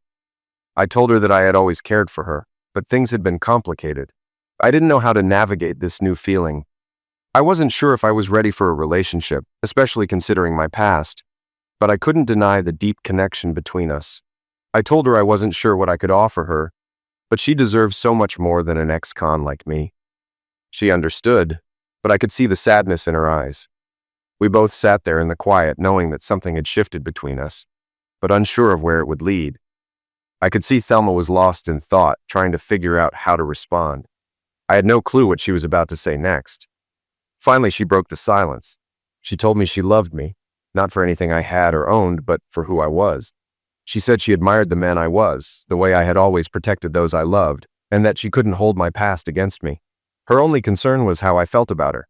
She asked if I cared enough to be with her, not just physically, but emotionally, if I could see her as a partner, not just a fleeting desire. I didn't know what to say at first. The idea of being with someone like Thelma, beautiful, caring, and so open, was overwhelming. But I didn't need much time to answer. I'd been alone for years, and the thought of being with her, of finally feeling wanted again, was more than I could deny. She then asked if I was ready to take the next step. As she leaned in and kissed me softly, all doubts and hesitations vanished. We kissed again, more passionately this time, and I could feel the electricity between us. When she asked if we should head to the bedroom or stay on the couch, I knew I couldn't wait. I needed her, and I wasn't going to let her go. But then she hesitated, concerned about whether I would be able to perform after so long. I reassured her, joking that the real problem would be keeping it down. She smiled and took charge, unbuttoning my pants, and I could feel her hands on me, making it clear she knew what she wanted. We quickly undressed, and she positioned herself over me. We were both burning with desire, fully aware of the moment we were sharing. As we moved together, I tried to tell her that this wasn't just about the physical release. It was a buildup of years of longing and emotion. But she was lost in the moment too, and everything else faded away. We both reached the peak together, overwhelmed by the intensity of it. For a moment, neither of us could speak. Just the sensation of being so close, of having finally crossed a line we had both been skirting around for so long. The aftermath was messy, but we both couldn't stop laughing at the situation. Neither of us had expected things to unfold this way. We were two people, in our 40s, acting like teenagers, caught up in something neither of us had anticipated. She stood up, still laughing, and hobbled to the bathroom, teasing me about feeling the effects of getting older. In that moment, I realized that the unexpected had brought us both a kind of happiness we hadn't known we were missing. I asked her what I should do, and she told me to stay where I was while she took care of something quickly. When she returned, I couldn't help but smile. She had changed into something more comfortable, and we both laughed at the situation. Thelma said for me to wait while she got her camera. I told her, "Don't you dare." Danny, I know that was just a love, but it was the best love of my entire life. I really mean it. Then she said that her shower wasn't that big and that we really both needed to take one, and that I could go first. When I got up off the couch, she told me that it was going to be my job to clean the stains off the couch the next day. I smiled at her and said, "Yes, ma'am," and headed into the shower. She came into the bathroom with clean towels. I asked her if she was going to take me back to my apartment after her shower, and she said, "You aren't going anywhere tonight, big boy. You made me a promise a little while ago, and I intend on making you keep it." When I got out of the shower, I realized I had nothing to wear. She handed me the brief she retrieved from my old belongings, as well as a pair of pajama bottoms. She took her shower and put on a negligee and a light robe. She looked stunning with her hair all wet. She took me into her bedroom, where she had a queen-size bed. She slipped off her robe and I could see her bosoms. We both knew that this night was going to be passionate and full of love. I climbed on the bed and pulled the cover quickly off of her before she could grab it. She was laughing as she covered her bosoms with her arms. When we were close together, I started caressing her, and she liked it. "Danny, most men don't know how to love a woman's bosoms, but you're so gentle and caring. You make me want you to caress them, to kiss them, to love them." Time slowed down, and I enjoyed her. I wanted to kiss every part of her body. After a while, I started to please her, feeling her completely. She reached her peak. Her body trembled as I kept going, my face drenched in her. She kept her hands at the back of my head, guiding me as I didn't stop until her spasms faded, and she finally let go of me. I grabbed a towel to clean my face, but the scent of her lingered, unmistakable. Climbing up beside her, I kissed her deeply, wanting her to taste herself on my lips. She didn't hesitate, kissing me back passionately. As we kissed, she felt my arousal pressing against her leg and said, "Danny, I don't know if I can take it again so soon after that. How about I try something different? I'll slide it between your bosoms until I come. I promise to be gentle." "Okay, big guy, but take it easy at first, all right?" she teased. Rolling off of her, I moved close, cuddling up behind her as she turned onto her side. We relaxed together, my body pressed against hers, my Johnson still hard against her A. As we drifted to sleep, I knew the night wouldn't end without more of her. I woke up the next morning to find her still asleep. I slipped into my underwear and pajama bottoms, then headed to the kitchen to brew some coffee. My mind kept drifting back to Thelma. In just a few days, she'd completely changed my life for the better, but it made me question my feelings. Was I in love with her, or was it just the fact that it had been so long since I'd been with a woman? Did I love her because of everything she'd done for me and my family? The answer was clear. I knew she loved me. No one had ever done for me what she had. I realized I wanted to be with her, to share my life with her, to care for her the way she had cared for me. I wanted to make her an important part of my life. Putting all these feelings together, it was clear. I loved her and needed her. It had only been a few days, but I didn't care. I'd spent 15 years alone, and I was done with that. I walked back into the bedroom, stripped off my clothes, and went to her. She told me she loved waking up to gentle touches, kisses, and soft caresses. I chuckled at that, then she said, "Danny, let me go to the bathroom first. If you don't, I won't make it." It should have broken the mood, but somehow it didn't. When she came back, she climbed over me and lowered herself down, a smile on her face. When we got up, the coffee was ready. We sat down and chatted for a while. She glanced over at the couch and said, "Looks like we left a mess. Don't forget your promise to clean it before the kids come over." I nodded, walking over to the cupboard for cleaning supplies. As I scrubbed the couch, Thelma laughed, teasing me for doing it. We showered again, our bodies still buzzing from the intensity of the morning. Afterward, I dressed in my blue Hawaiian shirt and bell-bottom jeans. Surprisingly, they still fit. Thelma came out of the shower and I pulled her into my chest, her without clothes body pressed against mine. She sighed and said, "Danny, not again for a while. I've got things to do today." She kissed me before heading to the bedroom to get dressed. Just as she was about to put on a bra, she saw the look on my face, and I guess I looked a little disappointed. She smiled, set the bra aside, and slipped into a shirt instead. I smiled back. There was a knock at the door, and Thelma peered through the window. "Oh no, it's Brad," she muttered. I asked Thelma about Brad, and she explained that he was someone she dated on and off, but she didn't want to see him anymore. She had me now, and that was enough for her. I reassured her that I'd take care of it, though she seemed concerned. She warned me that Brad was taller and heavier than me, but I told her I had prison experience, which usually keeps people in line. When Brad showed up at the door, he immediately asked who I was and where Thelma was. I responded by telling him I was Thelma's fiancé and that she didn't need him around anymore. He seemed surprised, but I made it clear that I was serious. I told him that I had been to prison for eliminating a man who had crossed me over a woman, and I would do it again to protect Thelma. Brad didn't argue much after that. He just walked away, saying he wasn't willing to go to prison over a woman. When Thelma came out and asked what happened, I told her what he said. She wanted to know if I would go to prison for her, and I admitted that while I wouldn't fight someone just to get her attention, if it was to protect her, I'd go in a heartbeat. She hugged me, pressing her body against mine. It felt good, but we didn't have much time to relax. The phone rang and it was Beth. She had tried calling my place but couldn't reach me, so she asked where I was. I ended up talking to her for a bit. She mentioned a family outing the next day with everyone, including Thelma, going to the zoo and then out to dinner. I promised I'd try to convince Thelma to join, but I knew it would be easy. By noon, Beth had taken my clothes out of the dryer and told me we needed to go shopping because my wardrobe was in bad shape. I didn't have money for new clothes, but she insisted that she'd cover it and I could pay her back later.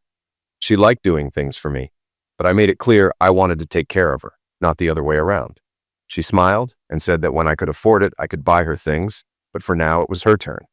We went shopping and I felt a bit out of place, but Thelma knew just what to say to make me feel better. She suggested putting the clothes on a charge card and letting me pay it off later, which eased my nerves. It hit me then how much I needed her. She always knew how to make everything seem easier. The night was a repeat of the one before, passionate and full of energy. We made love twice and spent hours just enjoying each other's company. We could have given newlyweds a run for their money. Life felt incredibly good. The next morning, we got up early and had breakfast. Thelma cooked a simple meal of eggs, potatoes, and bacon, but it tasted incredible. You could tell she put a lot of love into it. The kids arrived right on time. Beth asked if I wanted to ride with her and switch with Thelma on the way back. I smiled as I got in the car. Beth knew exactly what I was thinking, but I played it off. She reminded me it was only a short drive, about half an hour. Ed commented on my new clothes, saying I was finally up to date with the times. I chatted with everyone, but I spent most of my time with Danny, who was in her car seat next to me. I couldn't believe it. My granddaughter. I promised her that I'd push her and Mikey around in a double stroller at the zoo. I loved being with my grandkids, and the thought still felt surreal. At the zoo, I made sure to push the stroller myself. I wasn't about to let anyone take my job as grandpa. Every time we passed an animal the kids could feed, I bought them food. Most of it ended up scattered on the ground, but it didn't matter. The kids were having the time of their lives with their grandpa. That was all that mattered to me. We visited the petting zoo, where the kids made sure every animal got a treat. Beth and Mike were snapping pictures nonstop, capturing every moment. I looked up at one of the cameras, and I think everyone could see how happy I was. In that moment, I felt like the happiest man alive. On the ride back, I joined Mike and Rachel in their car. They made a great couple, and I was proud of Mike. We had a good conversation, and then Mike asked me for some advice. I told him to always put his wife and kids first, no matter what. Love them like there's no tomorrow. I also mentioned that the best thing he could do was cherish them. I got a little emotional, but Mikey started talking about the zoo again, and that cheered me up. Mike asked how my back was, and I told him it was fine. He laughed and mentioned how uncomfortable the couch at Thelma's had been for him when he used to stay there. I joked that the cots in prison were even worse. We all laughed together. Mike and Rachel told me they loved me and wished the best for me. After stopping at McDonald's to let the kids play and grab a quick bite, we headed home. Back at Thelma's place, we kissed the kids goodbye and promised to see them later in the week. Thelma and I were both exhausted after a long day, love, no sleep, and walking around the zoo all day. I told her I should probably head back to my apartment so I could get ready for work the next day. But she didn't want me to leave. She suggested I could just get dressed at her place and take the bus from there. She didn't want to say goodnight. She added that if I didn't want to make love tonight, we could just cuddle. I told her that if I stayed, I wouldn't be able to keep my hands off her. Even though I was tired, I wanted her. I told her that I could make love to her right then and there. Thelma smiled and said, "Let's do it, Danny. If we start now, we'll be ready for sleep by nightfall." We locked the doors, turned off the lights, and went to bed. By 10 p.m., we were both asleep, and the alarm went off early the next morning. I woke up first, showered, and put on my new clothes. By the time I was ready, Thelma was in the shower. When she stepped out, I kissed her and pulled her close. I wished her a good day at work and told her I'd see her later. Then I headed to the bus stop to go to the hardware store. When I arrived at the office, Jim greeted me and invited me in. He had a lot of updates for me, including 2 job options. The first was a road sales position with a decent salary and incentives, and the bonding company had no issue with my background since my past wasn't related to financial crimes. It was a fast way to get back on my feet. The second option was a job at the local store, earning about $9 an hour, which was less than half of what I could make in sales. However, there were incentives for selling large appliances, which could help boost my pay a little. Jim also mentioned that my 401k had accumulated over $140,000. I was stunned. I had no idea it had grown that much. He explained that my investments had split several times and gained interest over the years. The catch was that withdrawing any of it would trigger taxes and a 10% penalty, but I could access the funds in just a few days.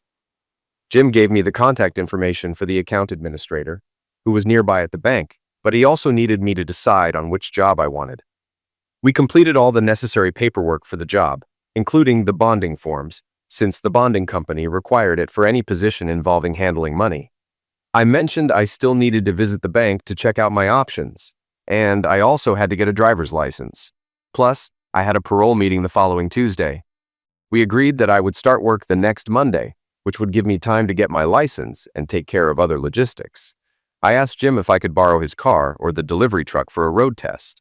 He was more than happy to lend it to me, even offering to drive me there if needed. I was taken aback by how supportive and understanding he was. Unlike others who had turned their backs on me, Jim was a boss and friend I respected deeply, and I was determined to work hard for him.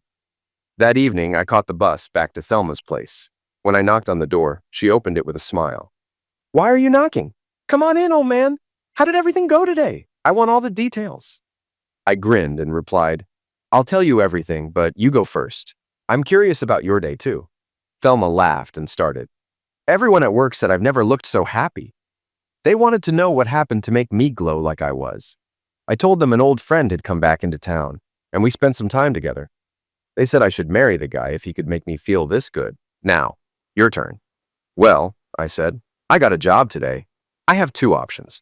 I can take the sales job with the big salary and travel, or I can work in the store for $9 an hour, 9 to 5. She raised an eyebrow. "Which one did you choose?" "Hold on, I'm not done yet," I said. I also found out about my old 401k, and I could take money out of it, but I'd be penalized. I'll explain more in a minute. Thelma was impatient now. "Come on, Danny, enough suspense. What did you do?" I smiled, knowing she was eager for the full story. "Well, I got my driver's license today, too.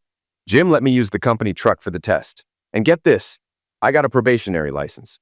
49 years old with a probationary license. Can you believe it? Now I just need a car. After we're done here, you and I are going to find me a little truck." She gave me a look. "Where are you getting the money for that, Danny? Please don't tell me you cashed out your retirement." I sighed. "No, I didn't cash it all in, but I did take out some. I had nothing but a few $100 just a few days ago, so this money is a game changer. I want to help my family, my kids, and I want to help you too. I need a vehicle so I'm not stuck taking the bus anymore." Thelma was still waiting. "All right, enough with the build-up. What did you do with the money?" I leaned in. "I took out $10,000 for each of my kids. I know it's not a huge amount, but they could both use it. Maybe Beth can stay home with Danny more if she wants, and Mike can use his for his business or whatever he needs. The point is, I haven't done much for them in a long time, and I wanted to change that." I looked over at Thelma, and I could see the tears in her eyes. She understood. Pride was important to me, and this was my way of taking care of what I could. I wanted to make things right with my family, and even though it was a small step, it felt huge. I went on. "I also took $20,000 more and opened a savings account in both our names. You'll need to sign this card and return it to the bank. I'm planning to use about $9,000 to buy a little truck to get around. The rest of the money is for anything you think we might need. Just so you know, my account had over $140,000 in it. I left the rest for retirement. I can't touch that without penalties until I turn 59 and a half. Thelma raised an eyebrow. "Hold on, Danny. What about the job? Which one did you choose? And how does this savings account tie into everything?" I explained. I was thinking about tapping into the savings through an emergency withdrawal, but it's still a toss-up if I can get past the penalty. If I were married, my tax bill on it would be cut in half. Thelma looked at me, a little confused. "Wait a second. You're telling me that we spent 3 days together and now you want me to marry you so you can save money on taxes? Is that it? I chuckled. Well, yeah, that's part of it. But Thelma, I really do love you. It's not just about the great closeness. It's the person you are. You've got such a big heart, and that's what I love. As for the job, if you say yes, I'll take the 9 to 5. I'll be here every night. But if you don't want to marry me, then I'll probably stick with the road job. At least my kids will still be around when I come home for the weekends. She started tearing up. You big goofball, of course I'll marry you. Hell, I would have married you just for the tax break. I love you so much, Danny. So I took the 9 to 5 job. I bought a used pickup truck for about $8,000 and I gave each of my kids $10,000. They were both incredibly grateful and promised to put it to good use. Beth only works 2 days a week now, so Thelma watches Danny on those days. Ed's doing great with his welding apprenticeship, and his income has gone up significantly. Mike's business is booming too. His computer repair shop is in high demand, and he's turning down overnight jobs. He said he didn't want to be away from Rachel and Mikey, and I get it. As for Thelma and me, we got married the following weekend. I postponed starting my new job for a week, and we took a short honeymoon in the Pocono Mountains. We spent our days sightseeing and our nights making love, something we've never stopped doing. In fact, we might need to slow down a bit. Thelma's 42, but she's also pregnant with our baby. Life couldn't be better. Story 4. My parents canceled my 18th birthday party last minute because my golden child sister threw a fit over her canceled trip, and now I'm living with my grandpa after the fallout. Hi, so I just turned 18 a couple of days ago, but unfortunately my parents canceled my party at the very last minute because my bratty older sister demanded it. To be honest, she wasn't even supposed to be here for the party, and I was really happy about it. But it's just my luck that the day she was supposed to leave, all the flights got canceled because of severe storms in the Midwest. She was supposed to leave for New York City 3 days before my birthday with a bunch of her friends, but for now, they have had to postpone the trip, and she has been extremely upset about it. Which means that my parents have been walking on eggshells around her because they really don't want to piss her off. I mean, they wouldn't dare. She's the golden child of our family, after all. So much so that, on the morning of my birthday, she demanded that my birthday be canceled because if she doesn't get to have fun, neither will I. And of course, my parents didn't even think twice before sending out the message to every single person who had been invited. And I found out about it much later around the evening when I was patiently waiting for all the guests to arrive, but nobody was coming by. When I finally asked my parents why nobody had arrived, even by 7 in the evening, they finally told me that they had canceled the party without even asking me because my sister was very upset. And they didn't think that it would be right to have a party when she was in such a state. It was then that I completely lost my temper and started screaming at my parents because it was just so unfair. My parents had always acted very differently with my sister, catering to her every need more than mine, and expecting me to compromise and adjust throughout my life. I had always done that, but this was just taking things way too far. It was my parents who had offered to organize my 18th birthday party for me and had invited all my friends and relatives so we could have a big birthday bash. And now they had canceled all of it without even telling me just because my sister was whining about some trip that got canceled for very valid reasons, and it wasn't even in anybody's control.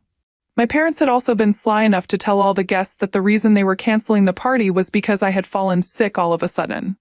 And they had requested everyone specifically not to text me about it until the next day because then I would end up being on my phone. And that was the last thing that I needed with my migraine. So nobody had even texted me, and I wasn't able to figure out what was going on until the last minute. As soon as my parents told me what was happening, I started fighting with them and screaming at them. I was extremely upset because who wouldn't be in my place, even then? The only thing they were concerned about was me being too loud because they were worried that my sister would wake up from her nap. I couldn't care less about that, and I just went on screaming until my sister came downstairs and started defending our parents, saying that they had done nothing wrong. She claimed that she was the one who had said that she didn't want anybody partying or having any sort of celebration at a time when she was so upset because it would just be heartless. And if I couldn't see that, then I was really the most spoiled and entitled person. The sheer audacity to even say that to me after what she had done pissed me off to such a level that I just started blindly cursing at her. And I grabbed her hair and tried to shake her, so things ended up getting physical. Our parents had to break us apart, and I guess we didn't hear the doorbell ringing until we finally stopped fighting. My parents were very sure that they had uninvited everyone, but when they opened the door, my grandpa was standing outside, my paternal grandfather is really a force to be reckoned with, and everyone in the family fears and respects him a lot, including my parents, so having him at the door was not good news for them. As soon as the door was opened, he stepped inside and started inquiring about why there was so much yelling and cursing, and he looked at me for answers because, well, I was the one who was cursing the most. Usually, I wouldn't tell anyone about the kind of treatment that I received from my parents because it was very petty. But this time I hid absolutely nothing and told my grandpa everything. I was very upset with my parents and my sister, and I didn't think there was any point in trying to hide the truth anymore because that would just encourage them to treat me even worse. It was time to speak up, and so I did. I also told him that my sister being treated like the favorite was not even just a one-off incident. It was something that I've had to put up with every single day for the past 18 years of my life. But this incident was the limit. And I couldn't put up with this anymore. As soon as I was done talking about it, I could see that my grandpa was absolutely appalled. The shock was visible on his face, and within a few seconds he snapped at my father and started scolding him. I got to find out a lot of things that, so far, I had no idea about. My grandpa started scolding my father because apparently, he had been sending money to my parents every month for the past couple of years because my parents had been struggling to keep their business going and also support our family. So it was really my grandfather who had been supporting us all along, and even this party that my parents were about to take credit for, it had all been paid for by my grandfather. My grandpa told my parents that they had really let him down by treating me this way because, from the way I was acting, it was very obvious that I had been traumatized because of their favoritism towards my sister. My parents quietly let him talk, but my sister, being the absolute fool that she is, tried to argue with him and told him that the only reason she had asked for this to be canceled was because she was absolutely shattered that her trip to New York, that she had been looking forward to for the past couple of months, had been canceled for the foreseeable future. And it was really heartless of me to have a party when she was suffering. But my grandpa had no time for her and the BS she was spewing, and told her to her face that she was the epitome of entitlement to even demand that I cancel my 18th birthday party just to accommodate her feelings about a trip that she could take later. He told her that the world didn't revolve around her, and I think that must have actually been news to her. Anyway, my sister arguing with my grandpa pissed him off even more, and eventually he just told my parents that he would no longer be supporting them and that they were on their own now. Then he told me to pack my bags and come along with him if I wanted to move out because clearly my parents were up to no good, and they only cared about my sister. Even when my grandpa said that, the only thing my parents seemed to be outraged about was the fact that my grandpa had said they would not receive any financial support from him anymore. They didn't even seem to care about the fact that he had offered to let me move in with him, and I was about to take him up on that offer. Which just goes to show that my grandpa was completely right about them not giving a crap about me. So I wasted no time. I went upstairs while my parents tried to bargain and argue with my grandpa so he would not withdraw his support, and I quickly packed my things. Then I went downstairs and left with my grandpa, who didn't even look back at his son one last time. While we were driving to his place, he even apologized to me for everything that I had gone through and said that he should have taken this step a really long time ago. I don't know what that means, but I'm just really glad that I'm staying with him right now. The only people who are unhappy about this arrangement are obviously my parents, and they have been relentlessly trying to get through to me. I haven't blocked them yet, but I haven't been responding to them either. I haven't picked up any of their calls, and neither have I answered any of their messages, but I have been reading all of them. My mom and dad kept texting me to apologize to me and kept saying that they really didn't think things through, that they always put my sister first because she was more delicate and her feelings were more fragile. And in doing so, they didn't even realize that they were neglecting me. They were really sorry about it. They really tried very hard to make it seem like they were only neglecting me because they thought I was tough and strong enough to deal with it. But let's be real, my sister is almost 5 years older than me, and if anything, she should be the one who should have been strong enough to deal with the fact that she had to share her parents with me. So I didn't buy a single word of what my parents were trying to tell me. And I knew that they were only acting this way because they wanted me to come back so my grandpa would continue to support them. All I wanted from them was just one genuine apology, but that never came, and it started really pissing me off. So this morning, I told my father to stop texting me, and said that I knew they were only doing this because they wanted my grandpa to continue supporting them, and I did not need their fake apologies. I was done with them, and they had shown me exactly where their priorities were by canceling my birthday party without even asking me. That really was the straw that broke the camel's back, and now I was never coming back to them. Instead of apologizing, my dad then wrote back to me and said that he knew he had treated me unfairly, and so had my mother. But they were willing to apologize for it and ready to do anything to make it up to me. They made a mistake by saying that they were ready to do anything because I took that opportunity to tell them that I would only agree to come back to them and talk to my grandpa about supporting them if, and only if, they could promise me that when I came back, my sister would no longer be living with us. After all, she was 23 and had been working for the past 2 years. She should have saved up enough money to have been able to move out by now, so I don't even think I was being that unfair. But my parents think that I'm being ridiculous and heartless. So now, AATF for telling my parents that I will only move back in with them if my sister moves out? Edit. Hey, so everyone wanted to know exactly why I hadn't spoken to anybody from my family about how I was being treated by my parents. Well, for starters, I think I had mentioned in my original post earlier, it had all just been very petty little incidents. I remember always being told that I had to leave the last slice of pizza or the last of any food that was ordered for my sister if she happened to like it, and if she didn't, only then was I allowed to finish it all. Similarly, I was not allowed to buy or wear the kind of clothes that she liked. My parents told me that she had her personal style and I should never try to copy it, and that meant I couldn't wear anything that was trendy. I was mostly forced to wear her hand-me-downs since we were almost the same size. I rarely ever got to buy anything new because my parents thought it was pointless. So, that kind of stuff. She had always just been a huge priority for my parents, and even though these things are petty, they still add up. Unfortunately, I never thought that this was important enough to mention to my relatives, and even if I had done that, I hardly think these were grounds for anyone to want to take me away or offer to let me move out of my house, which is why I just kept quiet about it, because otherwise it would just piss my parents off even more. And coming to my grandfather, I said that he's a force to be reckoned with because literally everybody in the family admires and respects him.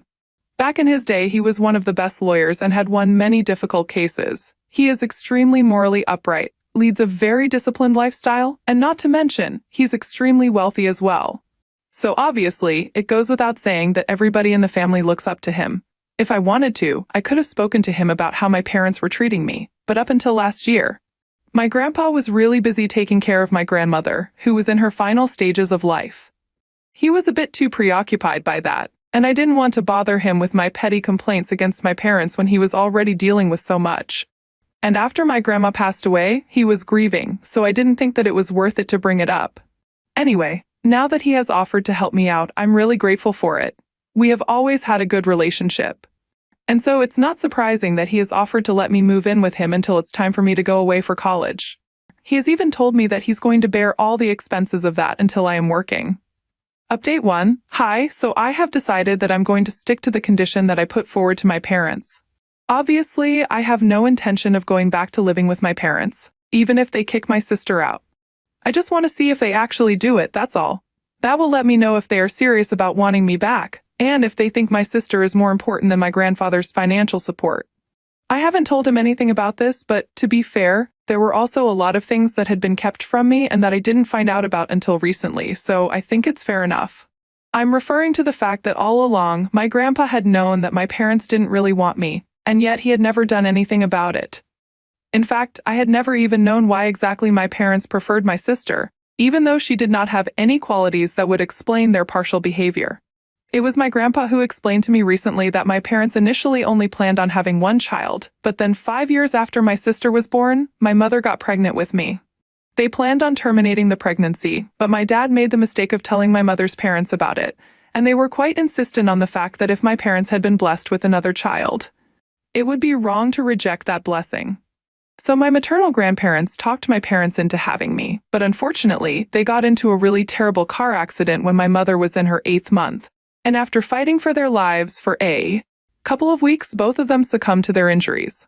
Obviously, my mom was devastated, and she had a bit of a psychotic break while she was pregnant where she started accusing me of bringing bad luck to her life. She had to be institutionalized for a couple of weeks, and when she came back, she was relatively better. But my parents subconsciously started regretting the fact that they had ever allowed the pregnancy to come this far. They had every intention of putting me up for adoption after I was born, but this time, my paternal grandparents put their foot down and said that they were just being ridiculous and did not allow my parents to put me up for adoption. They were unwilling parents, but nevertheless they still raised me. My grandpa told me about all of this when I confronted him about the remark that he had made when he was bringing me back home about how he should have known better and taken this step a long time ago. So this is what he really meant by that, and I agree, he definitely should have. Anyway, now that I know the truth about why exactly my parents have treated me differently, I know that I will never go back to them. And the way that I'm treating them right now is completely justified. They punished me for years for something that was not even my fault. At least I'm better than that, and punishing them for things that are actually their fault. I'm still a little annoyed with my grandpa for not telling me the truth earlier, but I kind of understand that these things are hard to talk about, especially to someone who's still a kid. But he's the only person I can rely on right now, so I'm trying not to be so mad at him. Update 2. So, it's been a week and 4 days since I moved out of my house, and my parents have been texting me, trying to get me to change my mind about the condition that I had proposed. But I did not respond to them. I did not think it was necessary to speak to them until they had come to a decision. They hadn't tried to call me or text me for the past 3 days, and I thought that they had finally given up. But today, while I was leaving after school, I saw that my sister was standing outside, and I didn't get a good feeling about it. So I asked one of my male friends to walk me home. He's a football player, so he's kind of on the bigger side, and I knew if my sister tried to do anything funny, he would be there to come to my rescue. Him and I have been friends for a really long time, so I trust him implicitly, and he knows literally everything, including whatever I have mentioned about my family. So he agreed to walk me back home, and my sister kept following us silently, and it was really creeping me out. Halfway back home, I decided to turn around and confront her about what exactly she was trying to do. She told me that she was not willing to talk to me about these things in front of a stranger, but I told her that I was not even willing to speak to her at all. She then started telling me that our parents have been really stressed out and upset, and it's all because of me and how I've been behaving. Then she mentioned that yesterday, our parents had finally told her that I would not come back home or even speak to my grandpa about supporting them again until they were back on their feet unless she was kicked out of the house. She was here to confront me about it because she thought that I was being extremely unfair. I thought it was ridiculous of her to think that I would dignify this with a discussion, so I just told her that if I can't be happy, then neither can she. That's exactly the logic that she had used to get my party canceled, and I think it should apply to her as well. Then I turned around to walk back home, but she started screaming at me and said that I was a horrible human being. I didn't even bother to respond or even turn around. I just kept walking with my friend and flipped her off. I guess the fact that I flipped her off was what pissed her off, because the next thing I knew, she had attacked me and I was on the ground. I was wearing a backpack, so I could feel the weight of that as well as her on my back. Thankfully, though, my friend had my back, literally. Because within seconds, I felt my sister being lifted off, and when I finally managed to get back on my feet and dust myself off, I saw that my friend was literally holding her one arm away. And he had barely even broken a sweat. So I guess I was right to have him walk me back home, since my sister always had a violent streak, and I knew about it. I was extremely annoyed that she had even thought that she could attack me and get away with it, so I walked up to her, slapped her really hard, and told her that if she tried to do anything funny again, I would report her to the cops. And with all the trouble that she had already caused for her dear parents, I'm pretty sure they wouldn't appreciate it more. She still had the audacity to try and continue arguing with me, but after that, my friend and I continued to walk away, and after that slap, she did not pursue me further. When I got back home, I told my grandpa all about it, and he was about to call the cops. But I told him that it was not even worth it, she was just a loser, and I'm pretty sure that she had learned her lesson. Besides, I'm sure that she was already in a risky position with regards to our parents. I finally told my grandpa about what I had said to my parents, the condition that I had set for them. I thought my grandpa would be upset, but he literally laughed along with me because he thought it was really clever, and he agreed that my parents definitely deserved to get messed around with. So that was that. And even though I'm feeling a bit sore from being pushed to the ground, I felt good that I could finally slap the daylights out of my sister because she totally deserved that. And it had been a long time coming. Now, I'm just hoping that my parents and my sister take this as a lesson and leave me alone. Update 3. Hey, so it's been almost close to a month since I moved out, and in September, I'm supposed to start college. So I'm only going to be living with my grandpa for the next couple of months. Since school is officially over now, I had my high school graduation a couple of days ago, and my date to the prom was my boyfriend, the football player friend that I had been talking about in my last update. Yep, some of you guys called it, and I just wanted to get this happy little tidbit out of the way before I get into what happened with my parents and my sister. So, after my altercation with my sister, I received a message from my parents 2 days later saying that they had come to a conclusion about what they wanted to do. And they were going to let my sister continue living with them because I was clearly not the kind of person they wanted around her since I had always been jealous and petty. They told me that the only reason they had wanted me to come back was because they needed the financial support from my grandpa. But my mother's older brother had decided to step in as a partner and an investor in the business, so they did not require that any longer, and neither did they want me around anymore. I'm pretty sure that they thought this was going to hurt my feelings, but I had already known about their true intentions from the beginning, so this revelation made absolutely no difference to me. And I didn't even reply to that message.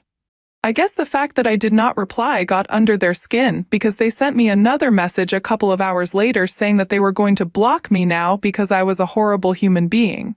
Just like my sister had said. Not only was I horrible and heartless, but I was also violent and ungrateful. Violent because, obviously, I had slapped my sister the other day. And it was no big surprise that they had chosen to ignore the fact that my sister was the one who had provoked me and attacked me by pushing me to the ground. Or, better yet, I don't even think they knew about it because my sister must have not told them. And ungrateful because after everything that my parents had done for me, I still had the audacity to act like they were bad parents.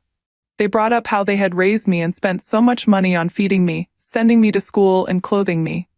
I really don't understand why parents bring up stuff like that when they are in a tough spot because I think it's pretty much the bare minimum that they can do for their kids. It doesn't make them special, but I guess in my parents' opinions, they think that the bare minimum is more than enough, and I should treat them like my saviors for all of that. Anyway, I really wanted to respond to that, but I decided against it because it would just be a waste of my time. So before they could block me, I blocked them first, and now I'm done. My grandpa and I are living quite happily, and so far, I have been accepted into a lot of colleges of my choice. I'm still waiting to hear back from some of the better ones, though. And then my grandpa will cover all the expenses like he had promised me earlier. We are still trying to get into the groove of living together because I still do find myself getting mad at him occasionally for not taking me away from my parents earlier. But at least he's trying to fix that later on in life. He must have had his constraints as well, and I know that he really regrets not being able to help me out when I really needed it, but now we are working on it together. So, I don't ever have to deal with my parents on my own again. Hopefully, they won't reach out to me ever again either. Update 4. Hi. So it's been 14 years since my last update, and thank you so much for all the lovely comments and supportive DMs. I'm doing great right now, and from what I know, my entire family has cut off my parents and my sister. My mom's side of the family is still in touch with them, but thanks to my grandpa, nobody from my dad's side speaks to them anymore. Most people were not aware of the way I was being treated because, well, I never spoke about it. But after my grandpa started telling people that he was not in touch with my parents anymore, they started finding out exactly why we had that fallout, and my parents ended up getting ostracized. I don't think they have anybody to blame for this situation apart from themselves, so, it's karma, I guess. I have absolutely no idea what my sister has been up to, but I heard from a couple of people that she finally moved out and is living independently as of last week. To be honest, that's the news that reminded me to update you guys here. My boyfriend and I are still going strong, and we meet each other on the weekends since I go back home every weekend because my college is pretty close. I've made a lot of friends here, and I really feel like a brand new person, to be honest. My grandpa and I have also been able to work on our relationship and are as close as ever now. He's my favorite person in the whole world, and I don't think anything can ever change that. He has made his mistakes in the past, but well, who hasn't? I have forgiven him, and we have moved on from everything, so yeah, I'm really happy now. Thank you guys.